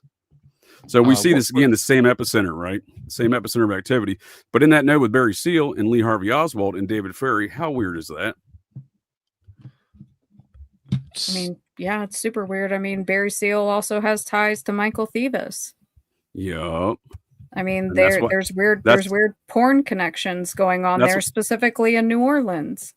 Well, no, let's go back to Georgia, though, man. I wanted to bring that up, but we'll put a pin in that one moment, please, because here we go. David Ferry on second from the left, Lee Harvey Oswald over on the right. I don't have Barry Seal in this picture, but it is confirmed he was part of that same unit. This is 1954 New Orleans. So, you know who the general was in charge of that in 1954 for that whole Civil Air Patrol? Jim Garrison. So he knew these people. He when he saw this shit popping off, he's like, these people are up to something. I've known these people for a long time. Yeah. You know, right. They know each other. Yeah, they definitely, we don't know each other. So let's get back to Georgia. I was bringing up Barry Seal for you. You were spot on, man. Barry Seal knows Michael Thieves. Who else knows Michael Thieves? Jimmy Carter, right? And also he was the boss of Wayne Williams. There you go. He was also the boss of J. Sebring's cocaine dealer, Joel Ristow, who was found in a car trunk at LaGuardia in 1970. What was the guy's name, JJ? Sorry, you're good. No, go ahead. Go ahead. Speaking of Colombian drug cartels, what was the guy's name that wrote the I think Danny started mentioning some of it. The guy that, Rakanudo was mentioning it, Dana. It was about the guy who wrote the treaty for the extradition laws on the Colombian cartel in Colombia. What's his name? Abel? Does that ring a bell? Mm-mm. Trying to find it. You know some more intimate details of these things than I do, sir, because that doesn't ring a bell for me at all. To answer this question, though, your favorite uncle, I appreciate the comment there. Barry Seal was part of that same Civil Air Patrol unit. That is confirmed. And he was also a member of the 20th Special Forces Group and part of that same military assistance command of Colby's Queers before he infamously was a drug trafficker. But back to Jimmy Carter, Georgia Michael Thieves, and Barry Seal. Would you believe that Barry Seal's third great-grandfather was a captain in the Society of Cincinnati, the secret society that started America, William Seal out of the chapter of North Carolina? Yes, I would believe it at this point. Would you believe the same third great grandson of that same Captain William Seal was Jimmy Carter? They were fourth cousins Seal. Yeah, so that paints a smaller circle around these activities of one of the most infamous pornographers in American history that no one talks about, Michael Thieves, who's part of this whole Process Atlanta movement, and he's running around with the Seal cousins, right? Jimmy Carter and Barry Seal. Yep. Nobody wants to talk about Michael Thieves, but yeah, Michael Thieves is I recently made that discovery with the Joel Ristow thing, that Joel Ristow was killed because of the investigation with Michael Thieves specifically. So it didn't necessarily have anything to do with Manson, allegedly at this point. But Joel Ristow was supposed to be at Cielo Drive that night. He was J.C. Brings' cocaine dealer. Joel Ristow's girlfriend worked at J.C. Brings' salon. She was the receptionist, and he was supposed to deliver more cocaine that night. He didn't show up, and that was who Ed was referencing that he was looking for, couldn't find, and lo and behold, the guy was found in a trunk at LaGuardia. He was working for Michael Thieves. So I think that also speaks to the pornography angle, since Thieves was well established for more than a decade in the pornography scene at that point. But also then we know that Michael Thieves is also moving serious drugs. That's some great points, man. Thank you. Do you have any commentary on some of these characters, Landon, within the... Have you ever heard of Michael Thieves, Landon? To my point, this is a man who's... Exactly. To my point, this is a man who's a nefarious character who's not undescribed in many capacities. Dana's done some great work on that, though. And he rented his house out to some interesting characters, right? After he went to prison? Yeah. Who was it? Was it Bobby Brown and Whitney Houston? Yes, ma'am. Yes, ma'am. Yeah. Very, very ironic. If you want to go full process there, go ahead. Mm-hmm. No, go ahead. Go ahead. If you want to go full process there, folks of the interwebs can check out Joey Diaz bragging about being the cocaine mule for Bobby Brown and Whitney Houston, flying cocaine to them in various cities. This is, again, is Joe Rogan's buddy, who's strangely connected to his other best friend, Doug Stanhope, who's right in the Marilyn Manson, Johnny Depp trifecta of best friends there, their little wolf pack. And those folks are all part of this neo-process movement, those Depps and Mansons, that is there. And that episode like what's that? Go ahead. That episode you done, I don't know, it's 2019 or 2020 with William Ramsey. You sent it to me. That was a super good episode. I'll put a link in that. I appreciate that. Yeah, and William Ramsey and I is Joe Rogan and his strange friends. But I don't want to go full process here, but I did think that's interesting. We see these same connections, right? He's this pornographer who's renting out. We see the same kind of underlying plot lines for all these connections. The drug channels, is often an underlying element with a lot of these characters, right? With this cocaine trafficking. With the cocaine, yeah, specifically. I mean, I think also with like the Haight-Ashbury Free Medical Clinic, I've covered it in my podcast. There's pornographers that are working out of the clinic who are working with the Weather Underground. The Weather Underground is sending people to these pornographers, so that they can make money. That's really suspicious because the Weather Underground has a almost identical ideology to the process when you actually sit down and look at it and listen to it. And they were in the same places at the same time. And then you also have, obviously, because the clinic was doing a lot of their fundraising through the Straight Theater, then you have Mr. Michael Reconciuto, but you also have the other element that's already pre-existing there, which is the Brotherhood of Eternal Love. Well, and you also have the Folgers, right? Those are some great points, man. But you have the Abigail Folger connection. The Folgers, again, this cocaine trafficking, they've long been suspected within their coffee operations, her father being the scion of that coffee operation. to be associated with these activities. And I would argue that's what we see when Thomas Pynchon is describing these elements of the Manson story and all these other esoteric elements in his story Inherent Vice. And when you were mentioning the relationship between Manson and Lotsa Papa, well, I always call him Papa Lotsa, but it's Lotsa Papa though, right? One or the other. One of the two. So that relationship, I think, is depicted in the film with this whole Nazi kind of Black Panther thing on its face seems a little ridiculous. But when that's what you see with Nazi Manson and Lotsa Papa, but you see in the film Inherent Vice, Joaquin Phoenix's character is meeting with, he's a private detective who loves pot. So I relate to him on a very molecular level. That's why I love that film. But he's meeting with this Black Panther fellow. They don't call him Black Panther. They call him Black something else. And he's trying to hire Joaquin Phoenix's services as a PI to connect with this Nazi fella that he did time in prison with, that he was dealing drugs with and doing other things. And they say, when I say these, they're not always part of the same group necessarily, but they share a common ideology. And they describe that here in the scene. He says, let's just put it this way. Black Panthers, and he's like, Black Panthers are hanging out with Nazis? So let's just put it this way. We have the same views on the government. So again, there is common shared ideologies through some of these groups, despite them on their face, maybe not, necessarily getting along. And I think that's what, when you were talking about Lotsa Papa Lotsa there in Manson, folks want to write that off as them being friends on their face. And I would say that's ridiculous, because these are false kind of narratives that are being spun around these circumstances. Yeah, absolutely. I mean, I'm going to show people proof. So, I mean, people still aren't going to believe me, because I mean, it is like a really big tipping point in the Manson case. But I mean, it's the same thing with any of these groups, right? Like, people want to sit there and say, like, you have to have this person saying that they joined this cult, right? Or they joined. Yeah, we don't have a card, like, you know what I mean? Like, yeah. Do you have a laminated membership card? People steal my process card, right? Look at how many punch holes I have on it. Like, fuck you. It's like people don't operate within like the one more, I get a free sub. Reality. It's you'd get a free dog sub.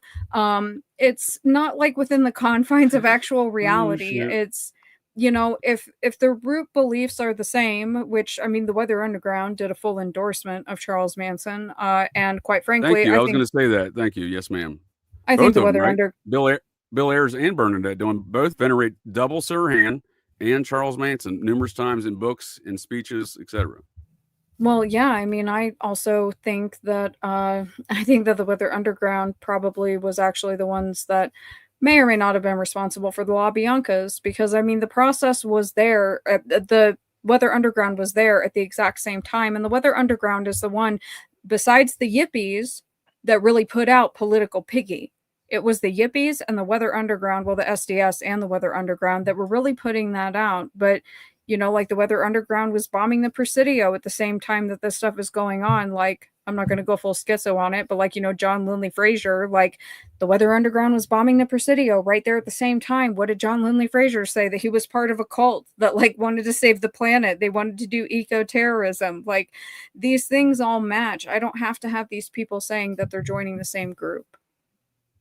For sure. No, for sure. And go ahead, Landon. Go ahead. Speaking of eco-terrorism, what year was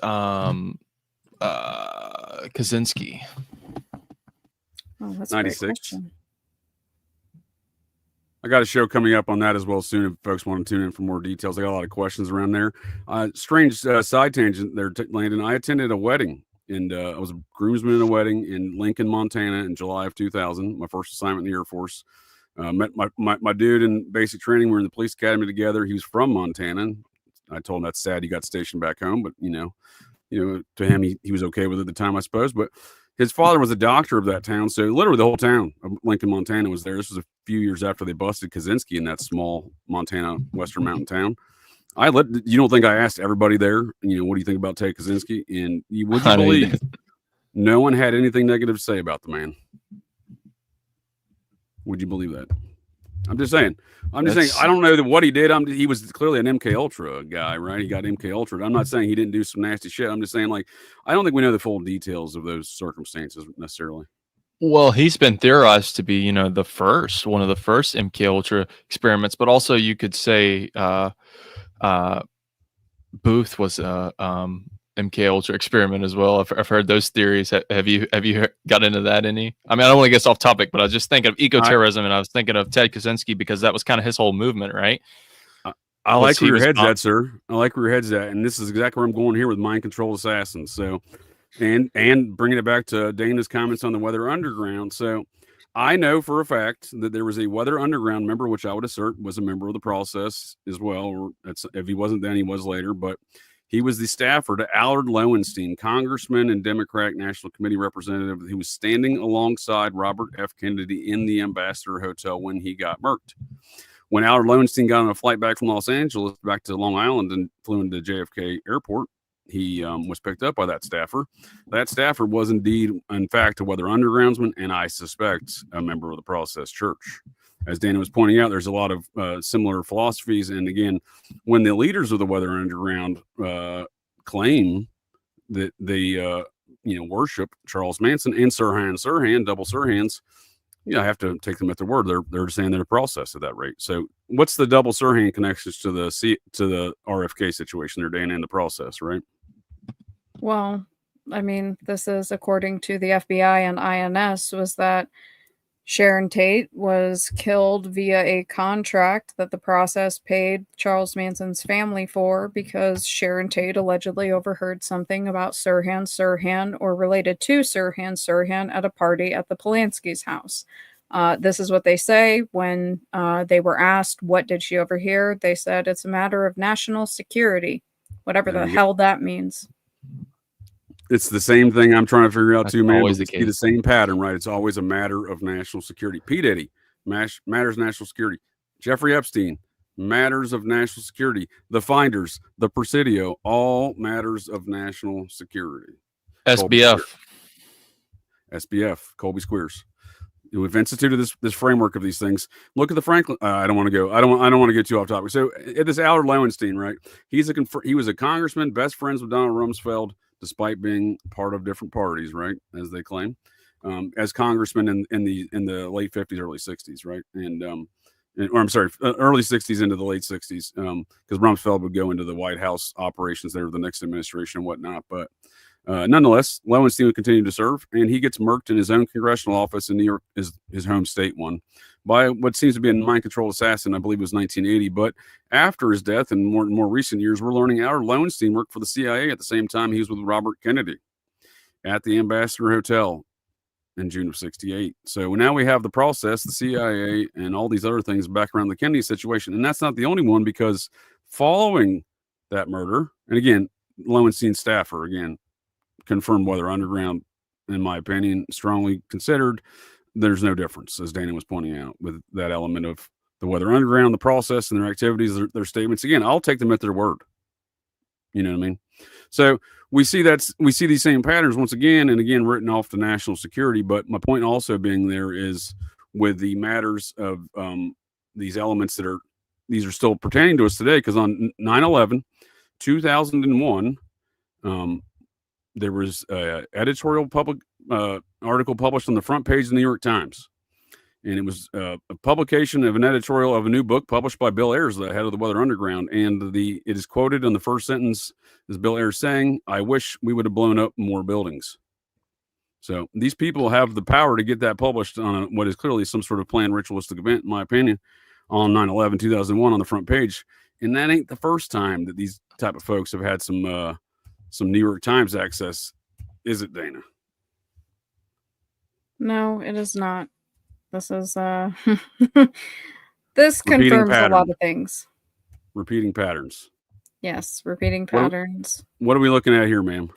This is an article that was written by Robert de Grimston, published in the New York Times. Nixon outlives Cobain. Yep. Printed April 23rd, 1994, and actually published in 15,000 copies. So clearly they had some logistics on the inside to make that happen. And seemingly someone saw it and said, well, that don't belong there. So I have a lot of questions on how that all went down. But nonetheless, we see de Grimston posing as a journalist here, right? Correct. And this would confirm the rumors that the de Grimston, at least him, was posing as a journalist during the time of the Cropsey murders. This confirms that. by proxy.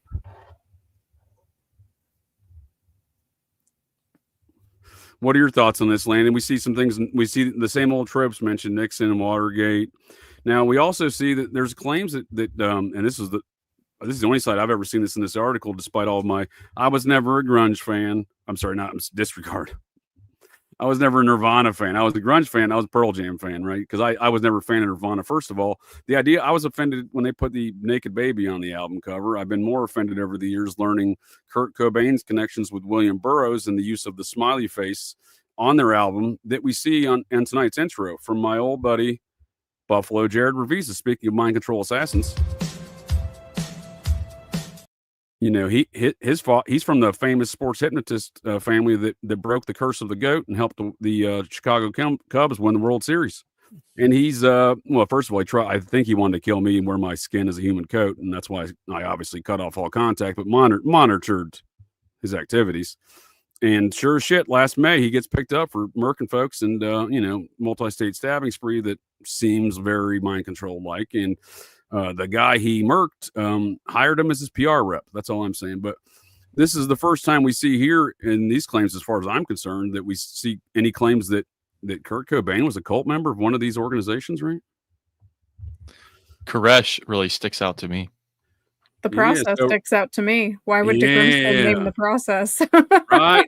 Thank you. What is he doing here, right? So if I may read this paragraph, and we'll dissect it here on our thoughts. Though apparently a suicide, Cobain's death is being investigated by the National Security Council. You don't say. A spokesperson for the NSC cited possible involvement of one or more political religious groups, including the Holy Alamo Christian Church, the Process Church of the Final Judgment. Well, first of all, man, this is 1994. They closed down 20 years prior. Why is their founder even accusing them of anything? They're not open for business. They're closed, dude. They're closed. The Church of the Subgenius, I would claim that's an offshoot of the Process. They also have a lot of connections. I won't do that. Well, that's another day. The Church of Rayism, the Parents Musical Resource Committee, and a small but potent splinter group of David Koresh's followers, the Branch Davidians, which they still exist today, folks. The Branch Davidians are alive and well. Odd take, right? Why is he naming the process, Dana? What is going on here? I think he's bragging. I think that this is his way of bragging. Because, if the people that have seen the Cropsey documentary, the process was on Staten Island. They were pretty prominent there. There was a lot of people that stated that the process was involved in the Cropsey murders. Why was Robert DeGrimston posing as a journalist at that time? Why does he only have one publication out there? It's in the New York Times, and in that one publication he's discussing his cult that he insists does not exist. Yep. Well, they closed down. I mean, they existed, but it was just 20 years ago, right? I seen it in the Josh Siemens documentary. You mean to tell me that wasn't true? Breaking news, groundbreaking information for me. I'm shocked. This was such a strange article to me, though. So what were you saying? Landon? What's your thoughts? Because I got some William Burroughs-esque thoughts to share with you all in a moment. But please continue. Just the David Koresh, to me, they were literally blasting music at him, so they were kind of already being subjugated to MK Ultra techniques, right? In the at the compound. But do I believe Koresh was one of them? Probably. I believe he was an offshoot, and scary, right? That that the government can just roll in and burn 31 kids or 29 kids and get away with it. I did not know that rumor, sir. Courtney Love was a Presidio in preschool years. That would be interesting. I will certainly follow up on that. Thank you, sir. Now you bring up some good points there, Landon. So here's one. Buckle up there, sir. Dana may be familiar with this one. Buckle up there, sir. I'm not sure if you're familiar with the Order of the Solar Temple. Have you heard of them? Probably briefly. Dana, are you familiar with some of their activities? I know they kind of do a lot of these similar processing style things. So I figured you've probably come across their name before. Some of it, yeah. So that was in the same boat. And recently I was, brought to my attention by some other folks that they had a simultaneous suicide to catch the same Hale-Bopp comet as the Heaven's Gate folks. And then I got further into the matter and saw their previous mass suicide from a couple years prior in France. That first, this is only the surface of the weirdness and high weirdness associated with this Order of the Solar Temple. But my point being is they're doing the same activities as we see with the rest of these ancient alien cargo cults, not unlike the process. And the actual leaders of this cult are on videotape saying the Branch Davidians beat them to the punch, and that blew up my brain hole because I was like, wait a second, the Branch Davidians were an ancient alien cargo cult? Probably. It seems that way. It seems that way. It seems that way. So they all are at this point. Right. It ends up being that way for every single one of them. Well, and then I see this comment again, like Landon was saying, that jumped out to me. I mean, obviously the process jumps out to me, the Church of the Subgenius jumps out to me, but that jumped out to me because I recently learned that detail. I'm like, well, you know what? That's interesting that Robert de Grimston mentions that. Yeah, what does he know, right? Who does he know in there? Who is he friends with? Right. They don't know each other. You got to think the government was already on the inside, right? Well, there's a lot to be said about that, sir. I've been reading some stuff that asserts that Koresh was one of those such agents. Definitely, probably. I mean, I could see it. Yeah, I mean, we see if he wasn't, we see there is an infiltration tactics used, and it's likely that somebody was in that bunch, right? Waco, that's how far is that from Dallas? That's not far, right? About an hour. Yeah, it's not far. It's about 2.5 hours away from the Midwest depot. That's the Iran-Contra weapons depot used to smuggle weapons in all these countries. They used an armory on a CIA installation and an Air Force base that I used to manage the logistics of for the military police. That is, I managed the weapons, the ammunition and stuff for the Air Force. And it was only upon taking that position that in a camp that I'd been on for a lot of training, over a year of training, that I first learned in that position at headquarters that there was a secret CIA installation within the confines of Camp Bullis, just outside of San Antonio, Texas. And I was like, get the fuck out of here. This old timer there on the camp, he's he's an electrician or a plumber. I get my handyman, I always make contact with the handymans. They know what's going on around a base, just saying. And I would befriend these folks. They get a lot of information from them, what's going on about things. And he would tell me, they always have great stories. This dude was telling me stories of how he'd witnessed all this gun trade going on in and out of the gates there for all the Iran stuff. And he's like, it's still going on. I'm like, get the fuck out of here. And in recent years, they've published articles down there saying it. And this is, they're admitting to it now. I think it's still going on out of that same location, possibly others.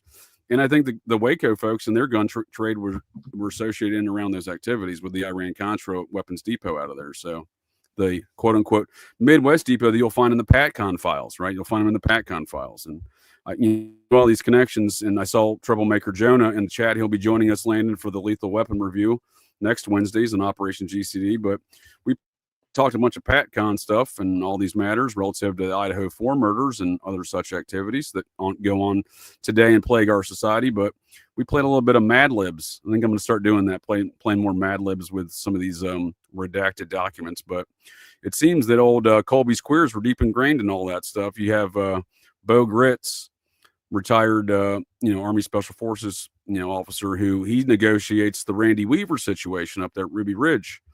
And you also have another undercover agent. He's a UCA in the PatCon documents. You can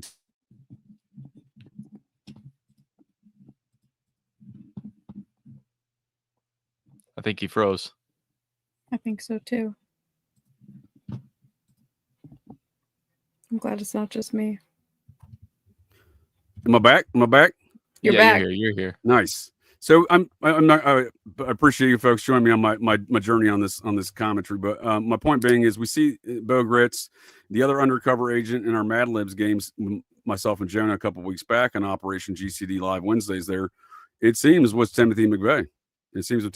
I would argue he was a member of that same 20th Special Forces group that Barry Seal was a part of Colby's Queers in the Military Assistance Command business, because we have videotape of Timothy McVeigh at Camp Atterbury, Indiana, which was the 20th Special Forces group. Administratively is controlled out of Fort Bragg, 7 Special Forces group, but I believe that's the hierarchy, but it's a National Guard component because they want to skirt posse comitatus, if you will. It's a bit of a longer, more complex legal conversation, but it's hood rat shit. It's their way to circumvent laws to do hood rat shit. Let's put it that way. So we have Timothy McVeigh at a 20th Special Forces location. So I have a lot of questions about that. And again, he fits in the Mad Libs portion of those documents. So I'm making that point to say that it is these connecting principles, again, of Colby's queers and stuff. When we see circumstances going back to the Cabazon situation, and it sounds a little wild where we see these confluence of activities of all these various parapolitical activities. Satanists, we got Satanists, we got the Colby's queers, we got that bluegrass conspiracy of the Weapons Lake stuff through here, we got Promise Software with Rakanudo, right? We got a lot of activity here going on through the small Cabazon Indian Ranch right outside the administrative worldwide headquarters of Scientology in Riverside, California. Right. But and as we say, all roads keep leading back to Cabazon, man. And I don't think that they chose that location for any other reason than it's right outside the administrative headquarters of Gold Base, the worldwide administrative headquarters of Scientology. Dana, real quick, can you explain a little bit about the bioweapons aspect of what was going on there? Kind of the eugenics movement, I guess. What do you mean? The Rakanudo was talking about in I don't know if I believe her, kind of going back on everything she says as well, but Sherry Seymour's book, The Last Circle, I know she mentioned Rakanudo mentions they were running some bio weapons testing out there as well in Cabazon. I don't know the validity of that stuff. I mean, right, it comes from her, so that's kind of why I'm like, yeah, but here's the thing. So like right there, like why is the Church of Scientology involved in the studies of bacterial warfare projects? Like people think that I blame Scientology for everything, but there is, Scientology has always been heavily invested in the government and especially like in the Department of Defense.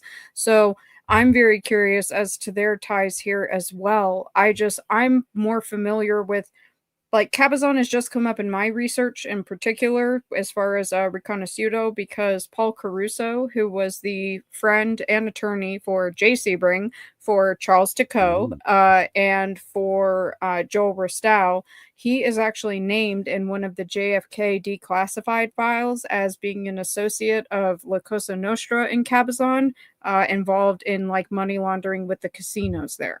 So I'm trying to figure out what that connection is, because Michael's connections may go back there to the 60s, because this is in the 60s.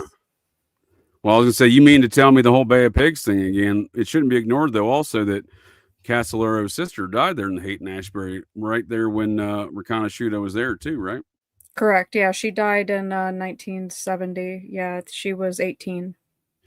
You keep bringing up Jay Sebring, and I would be remiss if I didn't point out another thing that recently blew up my brain hole a few months back when I learned this, despite my studies of Charles Manson and my lack of affinity for Elvis Presley, generally speaking, but I have researched the man at times. He, because he's got all these, I don't want to go into the secret agent for the FBI and Operation Fountain Pen and my long theories of how that, well, again, he's doing a lot of undercover shit for the FBI, and it boiled over into the Operation Fountain Pen, which is provably he was undercover and had agents on. They were busting this mob outfit out of Memphis. The mob outfit out of Memphis gets indicted the day after Presley dies, despite this being a 3-year operation, undercover operation, documented. And that Operation Fountain Pen, on record, it was run out of the Indianapolis field office of the FBI, and it became the largest multi-jurisdiction, longest running FBI investigation in FBI history, and I would argue it still goes on today. But that's a horse of a different color, as my grandmother would say when I was a child. Again, she's much like Charles Manson, from Pikeville, Kentucky, Maynards. But Charles Manson's or Elvis's connection here, and to Jay Sebring. Jay Sebring's business partner in a hair salon left his job there and became Elvis Presley's personal spiritual guide, and would travel with Elvis Presley. Presley would visit the scene at Cielo Drive in the immediate aftermath, and also would hire a large team of security. That doesn't surprise me at all. Yep. Well, his wife is a lifelong Scientologist, right? Yeah. Same with his daughter. Back to Scientology. Yep. I was shocked to learn that. Yeah, there's a little bit of too much Scientology with the Manson case that people don't want to talk about. The Well, it's LaBiancas, J. Sebring, you know, it's and Charles Manson, obviously, and then the process, obviously. for sure. And before we close back out on that Cabazon thing, I don't want to take us too far, but let's comment real quick on that, though, because Elvis was a big fan of Manly P. Hall, and Ed Sanders' file seems to implicate Manly P. Hall as being the Grand Shingon in the 4-Pi movement, right? Well, they're looking Or at more so implies the him as being a name. potential suspect, right? I guess is a better way to say it. No, it was more so that they were implying like that whole war between the Blavatsky Foundation and the John Birch Society, where like that was just so weird. They're like, "You're to blame for Sirhan. No, you're to blame for Sirhan." And I'm like, why are either of these groups arguing about who's at fault here as far as Sirhan goes? But it was Manly P. Hall had just returned from Japan, and he was studying I can't remember what the name of the cult was out there. Shingon Buddhism, right? It was some element Well, of Shingon that's what he was Buddhism. studying, but he Yeah, was like some also like hanging out with variation. this violent sort of cult out there as Ooh, well. the And Thuggies. yes, that's it. Yeah. And so the notion of like the Grand Shingon, because Bruce Davis, I think it was 2 weeks before. I think it was at the Barker Ranch raid, or was it Spawn Ranch? It was 2 weeks before that. Bruce Davis had referred to Charles Manson as the Grand Shingon.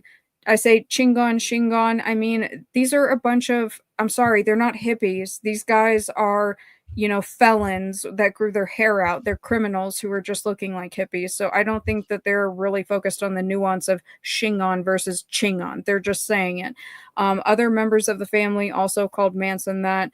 But then you have, oh gosh, what is his name? The guy who, what is it? Stephen Hurd, the guy who ate the heart out of the teacher, Florence Brown. Yeah. He's the one that actually gives a name to the Grand Shingon, specifically a man by the name of Robert or Leif Erikson, who was the leader of the 4-Pi movement, and was basically holding the 4-Pi sacrifice rituals in the Santa Cruz Mountains.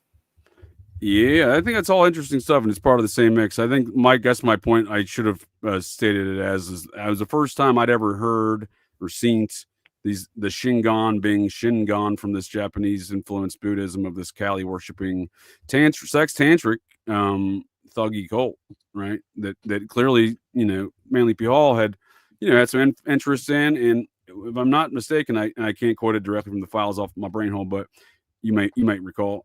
Someone referred to him as the Shingon, according to Sanders, right?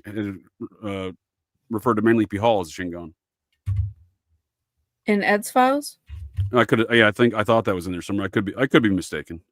No, they weren't referring to him. They were saying that it was shortly after he came back that's when this terminology started being used. I gotcha. Yeah, because there's a really weird book out there. But it's not Shingon though, right? That was the first time I'd seen Shingon, and that is the ongoing narrative that it's some sort of Mexican slang, and it doesn't seem to be, right? Even if it is, I tell people these are a bunch of cons that are out in the desert taking a bunch of acid, using an e-meter or a P-scope, depending on your preference. Don't forget proper terminology, man. It is a P-scope. These are the process. That is different. Yeah, right? I mean, that's what they want to say, at least, right? They're not going to sit there and, you know, nitpick over whether it's CHI or SHI. I'm sorry, they're just not going to. That's not reality. I think that that's kind of a waste of time for people to debate about, especially when you have someone, you know, like, Stephen Hurd sitting there naming somebody. Now, that was Stanley Dean Baker. Yes, that was Stanley Dean Baker who got arrested with the fingers in his pocket and a recipe for LSD, along with a copy of the Satanic Bible. Is that the one they arrested in Montana and then let go? I don't think they let him go, but he was arrested in Montana. He was I'm sorry, let go as in paroled or something, right? He didn't do his full sentence, I don't think. I don't know if he did his full sentence or not. Stephen Hurd died in jail, and it's weird because the prison didn't announce that he died. They didn't tell anybody that he died. Nobody found out for some time, which is really strange. But I've been working on that as a side project, helping someone out, and that whole case, Stephen Hurd was railroaded. There is a motorcycle gang that's involved in it. That motorcycle gang was in war with Victor Wilde's motorcycle gang, the Gypsy Jokers, Victor Wilde of the Process. So I definitely think that there's something there. He's still alive. Yes, he is. I think to a certain degree, some of these people are still alive or keeping these or ensuring the secrets remain kept, if you will, within this network. But I don't want to go too far as I want to bring this in for Landon here. And I appreciate you both of you, Landon and Dana, joining me for tonight's conversation to get a little GCD on these topics. And I appreciate the chat joining in the conversation here. A lot of good commentary. And I want to close out here with Cabazon Indian Ranch and some more commentary there. But what I do also want to point out here within this is ongoing. I call them. I've been adapting more of the phrase ongoing enterprises here, and it is an ongoing enterprise when we see these folks, Victor Wilde, what's homeboy's name from the Son of Sam, the one the Ken from Australia, who doesn't exist, who's a cartoon character for some folks, but he's a very prominent man in Maryland today. Very prominent man. He's done some Hollywood stuff. He's done some Hollywood. Who is stuff. this in Maryland? One of the recruiters for the process who was integral in the Son of Sam situations. Kenneth Where at in Maryland? Ellicott City. That's not far from me. Baltimore County, sir. Very nice town. A bartender gal there. She's familiar with the man. He's known about town.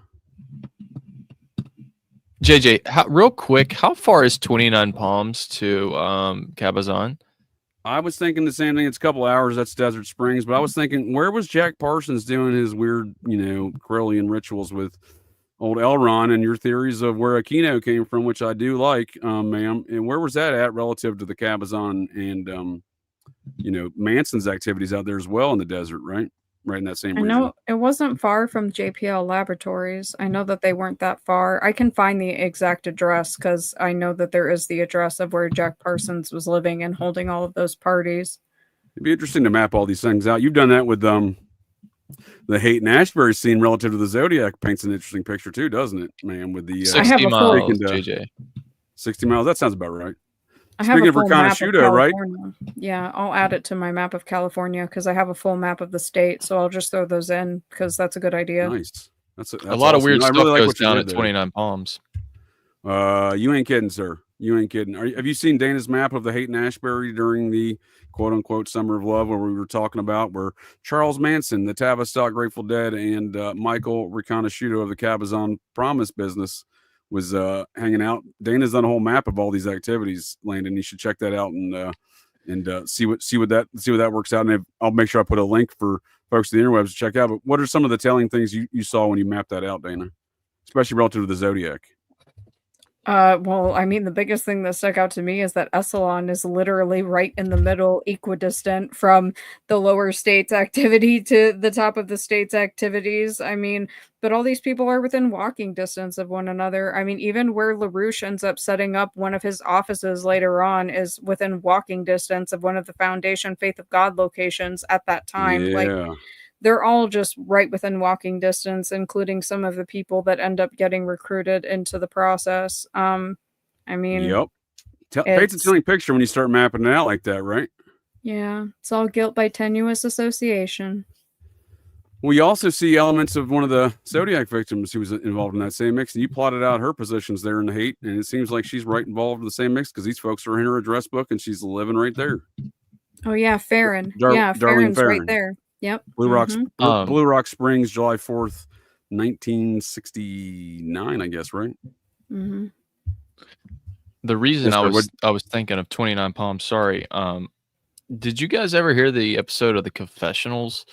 Or it was a podcast, I can't remember. It supposedly that they picked up Anton LaVey's daughter near 29 Palms. She was hitchhiking.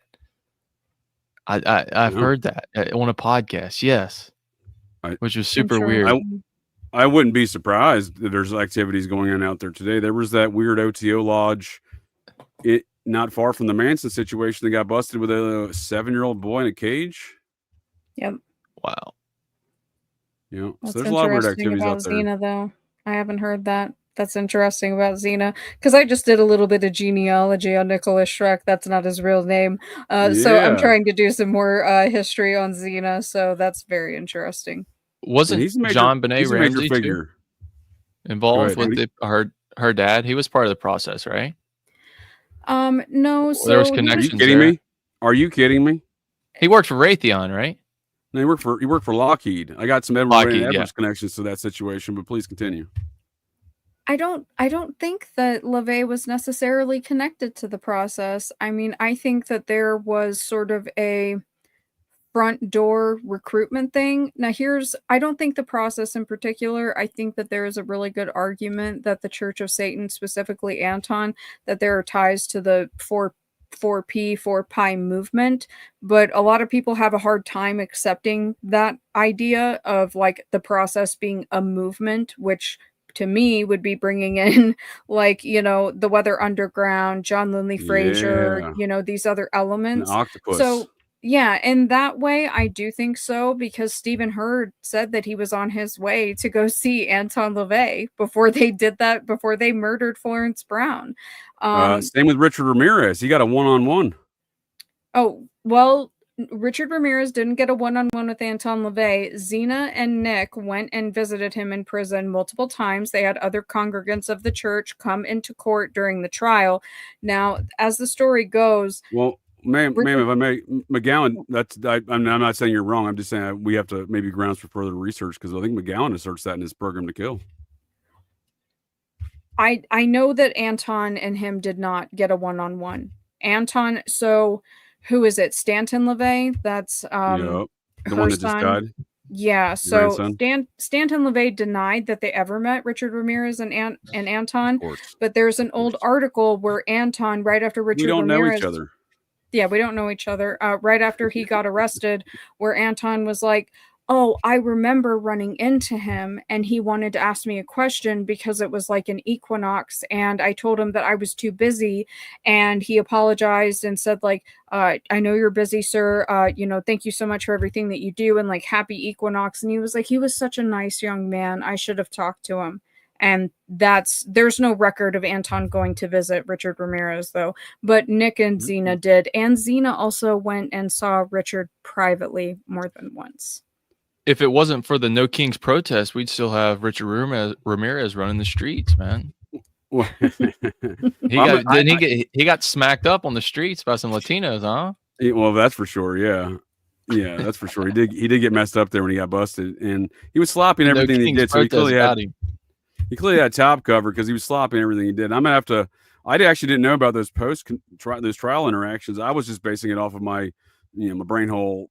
And I'll look it up here in a moment just to confirm for the sake of this conversation and my own sake, because these weird interactions. It is, and the point I'm getting here, ma'am, is these weird interactions. We're told by this man, the non-Muppetized version of this fellow, and to not believe our eyes and ears. Pay no attention to what you see in here. When we see these repeating patterns of folks meeting around with Anton LaVey, who's allegedly just a carnival barker who has nothing to do with all these kind of matters, right? Of darker shit is what I'm getting at. Allegedly, this is what Nicholas Schreck is now saying about Michael Aquino, and I think that there's an argument to be made that all cult leaders are con men and that they're coxmen and they're showsmen to an extent. However, I think that Anton LaVey did absolutely believe in what he preached. I think that he was into some really dark shit, and I think that people should not take the word of other Satanists who are trying to discredit him, and now we're watching Nicholas Schreck, aka Barry Dobin, do the exact same thing to Michael Aquino. I don't take the whole like, oh, he was just, a carnival goon and, he was LARPing. Yeah, that's really convenient for you right now. And why does this pattern, that's another pattern that keeps repeating, is that they keep doing this to their predecessor. I think that the Church of Satan needs a very serious reevaluation. I agree, ma'am. And I'm glad you said, I agree with you wholeheartedly. And folks, I don't know, you've inadvertently given me a plug here. My folks can check out my Thursdays, The Anatomy of a Satanic Panic. I'm describing a lot of these details and unpacking them and using their own words. As Anton LaVey would say, straight from the witch's mouth. And Aquino, strange enough, I know you've presented some solid arguments. I agree with the dubious heritage of this non-Muppetized Michael Aquino. Mikey, as the young victim of the Presidio, stated his nickname was, who went over these accounts last night. It was very dark in this Presidio law enforcement reports on this man, because he would tell McGowan again later, Dave McGowan, in email exchanges, pay no attention to any of those factual reports. And again, McGowan's response is, I'm I know, Dana, you've gone through those before. That they're pretty classic. You know, he's not buying any of the bullshit that they're Aquino's trying to absolutely continue to spin. hilarious. Oh, it's fantastic. It's fantastic responses that he's got to this man's nonsense, but it is the same nonsense. And would you believe he doesn't have a confirmed date of when he joined that Church of Satan or met Anton LaVey? Not even in his own words, in his own autobiography, he paints a very murky picture. He does. Apparently, we get closer to a date in his book Ghost Rides, which I'm still trying to find a copy of. That is. Thank you. Yeah. I will look for that too. I'm looking for it because apparently it gets a little bit more specific, but yeah, they obfuscate the dates for a reason because they don't want you to see the totality of the dates and the intersections and cross sections and there you go. Look at it for what it is. You were spot on, ma'am. I knew you would be.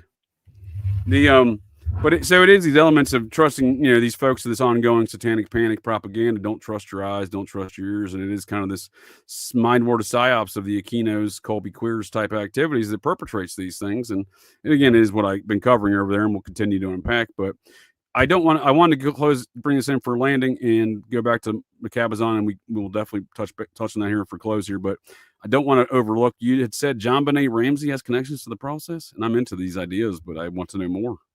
Wasn't it her dad? It's possible. They were evangelical Christians, so I'm open to it.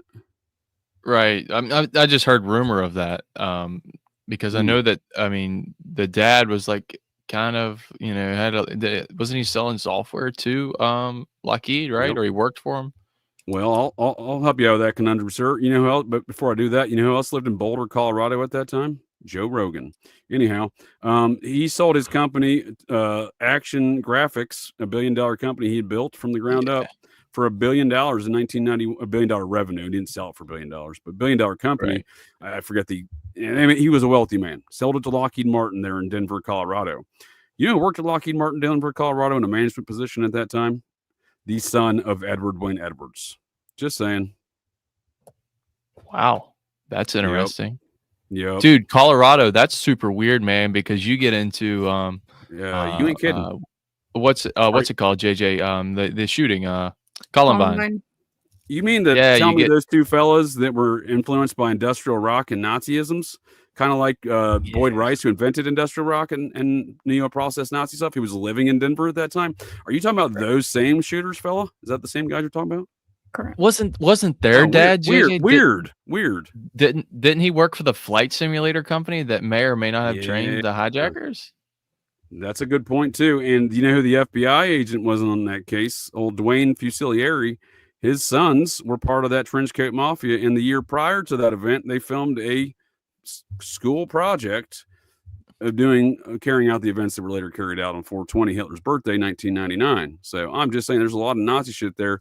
Some neo-process folks who invented the industrial rock movement were in the area. They got some real criminal past. They're friends with Dubin there that Dana was describing. They're all part of the same group. Charles Manson's, JJ, fancy boys. How come their dad isn't a plumber, right? I say it all the time. It's their dad. Why is their dad never a plumber? plumber? That's a good point, sir. We do joke about that. Why is their dad never a plumber, right? Why is it Lee Harvey Oswald and Barry Seal in the same Civil Air Patrol unit of David Ferry in 1954? And both Lee Harvey Oswald and David Ferry appear to be members of the Society of the Cincinnati, because Lee Harvey Oswald's third great-grandfather, a Major Joseph Oswald, out of the Georgia chapter of the Society, and his third cousin Oswald, Teddy Roosevelt. Just saying. These are the things that I don't think keep me up at night, but these are the things that I consider when I'm awake during the day. Did I ever send you that picture of one of my family members that actually spoke at the event? Did I send it to you? Which event are we talking? No, you did not, sir. Which event are we talking here? He's Waco. I'll have to do what? We talking about Columbine? What are we talking? No, we're talking about Society of Cincinnati. It was I guess a dinner event or something. The Andersons, huh? Mr. Anderson. Landon here's from the Anderson family of the Society of Cincinnati. As I described him, they're a powerful bunch. Richard Clow Anderson was one of the chief mound surveyors for the society back in the 1790s. It's pretty creepy. So if I may bring this in for landing and some of these other comparisons, that Shingon Buddhism stuff, Dana, we we have this report on your Wayback Machine that I'll put a link for folks to your link tree where they can find this, but it's a G. Kelly and Associates PI company out of New York, 1982, looking into the comparisons of the Son of Sam situation and the Atlanta child killings. And they do draw some comparisons based upon the testimony of, what's her name down there? McGill? Is that her name? Yeah, there's a lot of shady stuff there with the Congress, Congress of Racial Equality, that this entire report has to be reevaluated, because I want to know why the Congress of Racial Equality was involved in this. There's a lot of very, very, very strange stuff here. I don't disagree, ma'am. I don't disagree. But it is elements of this report that I do find that, I agree we possibly need more objective evidence to support these claims, but because there obviously was motivations for this investigation and somebody paid for it. But Michael Carr and some other associates of Berkowitz incorporated a Buddha figure. Again, that's what the first thing that came to my mind when I saw that was that Shingon Buddhism comments from Sanders files, and their ceremonies in the same manner, according to Shirley McGill, that was used in the Atlanta ceremonies. Well, Buddhism is the Satanist retirement plan. That's a good way to put it. It's like, it's the game they play, right? They're like, oh, I'm not a Satanist, I'm an Odinist. I'm not a Satanist, I'm a Buddhist. I've seen these games being played amongst this crowd. Don't trust your eyes and ears, they say. Don't believe your senses. What was the Odinist 2017 when those two girls in Indiana, what was that? Delphi. Yeah, I tried watching that documentary on Amazon, and I watched about 3 minutes of it, and I was ready to throw my phone through the screen. It was terrible. Well, I don't know about the documentary, sir, but I've read the Odinist file, and there's a lot to it. That's why Richard Allen is in appeals right now, and Richard Allen hopefully will be a free man. And on top of that, would you believe Maury Terry was tracking an Odinist cult associated with the Son of Sam and Minot, North Dakota in his files? That he was. So we see the same things playing over many, many decades. I'm a Satanist. I'm an Odinist. It's the same fucking thing. So when this Indiana thing pops off and they claim to be Odinism, I read the words, Landon, but when it goes into my brain hole, it just says Satanist. You know what I mean? Basically, I mean, ritualistic Satanism. I mean, it is the games they play though with these folks, and it is the machinations and mixture of all these different ideologies that they play these games with. And in that Aquino book, again, using his own words from his own book in my series on Thursdays, I point out that in a correspondence with him and LaVey, in that book that's cited there, they describe that's their intent, is to have folks argue about semantics all day long so that no one can ever describe their activity. So it is their goal in doing so. So one more quick note here, though. We see Parnell Trainum of the same report was in the United States Army serving in Vietnam. Wonder what if he was part of Colby's queers, I wonder. At approximately the same time, David Berkowitz was in the United States Army serving in Korea. As of this time, it has not been possible to develop Parnell Traham's military record. Derek Traham, a cousin of Parnell, resides in Houston, Texas. Billy Parker, Berkowitz's closest friend, also resides in Houston. I agree with you, ma'am. These are the things that may need some further research, but it is those lines and geographical activities that I think are interesting. Yeah, absolutely. I just think that the Shirley McGill core thing is Congress of Racial Equality. It's red flags to me all day. You mean to tell me those SEAL boys are up to something down there? Barry Seal and Jimmy Carter with their friend Thievis? And Warbell? Never. Would you believe that Edward Wayne Edwards was caught with a Marietta police sergeant's uniform in 1982 in a home fire that he built, an arson fire? He tried to burn that evidence in Pennsylvania. Butler County, PA, strangely enough, and then was later arrested by the FBI at the home of a Marietta police sergeant in March of 1983. And correct me if I'm wrong, but there was a suspect early on in the child killings that was a white man dressed as a police officer. I don't know. Sounds right. I'm not entirely sure though if it was a white man. I was following that one. Yeah, I'm not saying he committed all the crimes, but it seems that Edward Wayne Edwards fits the description of one of the early suspects in that case. Many of the early reports in that line of child killings was of a white man dressed as a police officer coaxing children into the vehicle. So, and Edward Wayne Edwards is busted numerous times dressing as a law enforcement officer, posing as a federal agent. He even faked credentials. So this wasn't something he was abnormal to, but he was found arrested at a Marietta police sergeant's home in 83 for an arson fire, where in that arson fire, they found a Marietta police sergeant's uniform there in Pennsylvania. And it seems like, considering that fact in conjunction with in July 1970.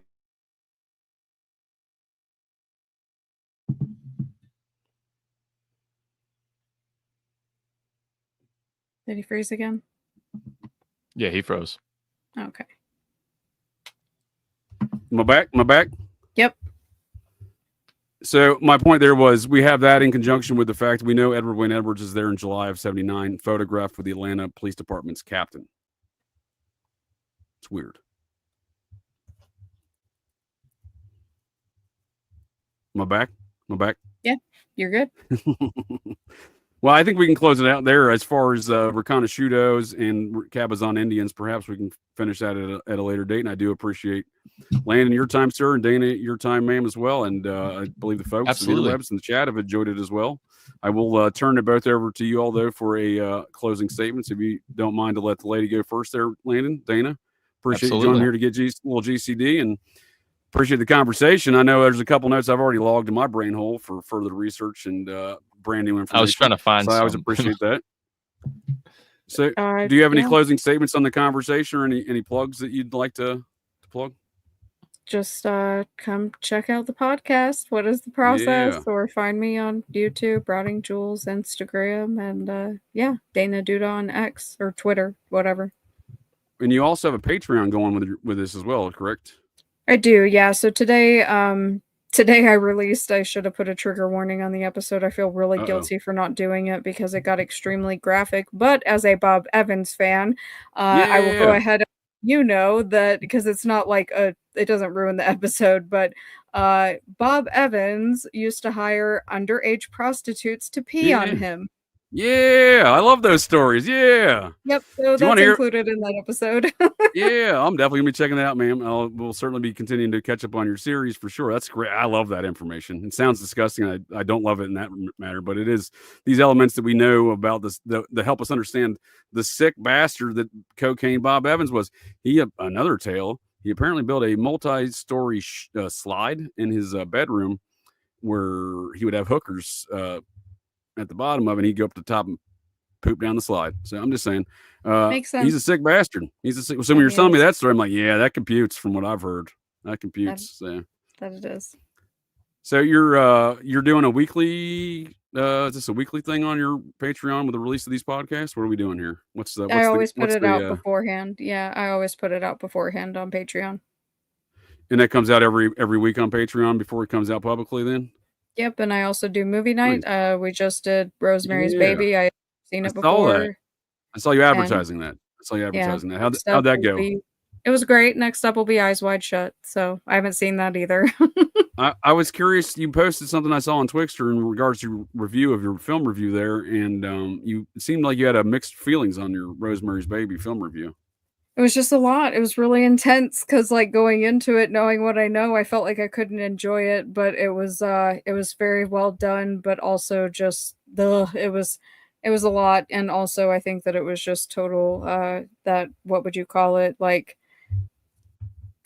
pre-programming, sort of like bragging to the public what he was going to do. I know that sounds like so crazy to some people, but knowing what I know and then watching that for the first time and knowing all of like the deaths of these weird young Polish musicians and writers that nobody ever talks about that were in that circle, some of them involved in the production of the movie, their deaths also directly tied to Cielo Drive. I'm just like, this whole movie is just cursed. So it sounds like you're talking 6 Degrees of the Manson family murders, ma'am. And there's Cocaine Bob, Roman Polanski, Jack Nicholson, and Charles Manson, and Sharon Tate's Miss Piggy. I've reimagined the book Ghost Story. I did a film review on Ghost Story relative to The Son of Sam a couple weeks back, and I like you're doing film reviews. That's awesome. I can't wait to check those out as well. But you bring up some interesting points around the Roman Polanski stuff and those murders and stuff you're talking about. And it was through some of your work I discovered the elements you presented regarding Polanski's buddy there, Jerry Kaczynski, and he's connected to matters of the Ghost Story there. And I just think that's kind of interesting. Again, we see this same kind of network. But folks can check out that story here on Sundays nights here at Operation GCD. And did you have any other work you're working on there, ma'am? And I extend an invite for a future episode here at Operation GCD, and I appreciate your time. Sure. Thank you so much for having me. Yes, ma'am. Landon, Greetings, sir. All right, guys. Appreciate your time as well, and always enjoy the Danger Man conversations about Michael Rakanudo. And obviously, you and I are going to have to link up further, and hopefully, maybe we can have another one of these discussions on Fridays here with Dana that on matters such as the Rakanudo factor here at Cabazon Indian. And this letter specifically came out from a Glenn Greenwald release in recent years through Edward Snowden. So it's not a fairly newer document, but it is documented interviews with Michael Rakanudo, who mentioned somebody called Mr. Ed E. And all I'm saying is Edward Wayne Edwards would not be the only Satanist assassin connected there to Cabazon, such as Philip Arthur Thompson. So perhaps grounds for future conversation. But do you have any closing statements for our conversation tonight, sir? Yeah, just hope everybody's doing well. I know these times are kind of they're a little bit tricky, but I feel like if you try to make the best of it, things seem to get better. So just try to end on a positive note, and you guys can find me at the Daily Dissident on wherever you get your podcast. I usually upload once a week or twice a week. And it's been a lot of fun, and I enjoy talking about this stuff. So if not, I would go insane and become a full schizo.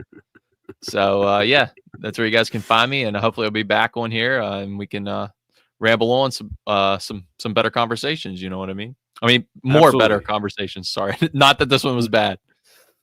Well, I'm not gonna lie to you. We've had some real barn burners over there talking Michael Rakanudo, Iran-Contra, and Colby's queers on your Daily Dissident. So I do appreciate your thoughts on all these topics that are here tonight and previous conversations. And I look forward to talking about more of these topics on Operation GCD Wednesdays in our occult and esoteric review of Lethal Weapon, the 1987 cinematic masterpiece. And we still need to get our 8mm scheduled.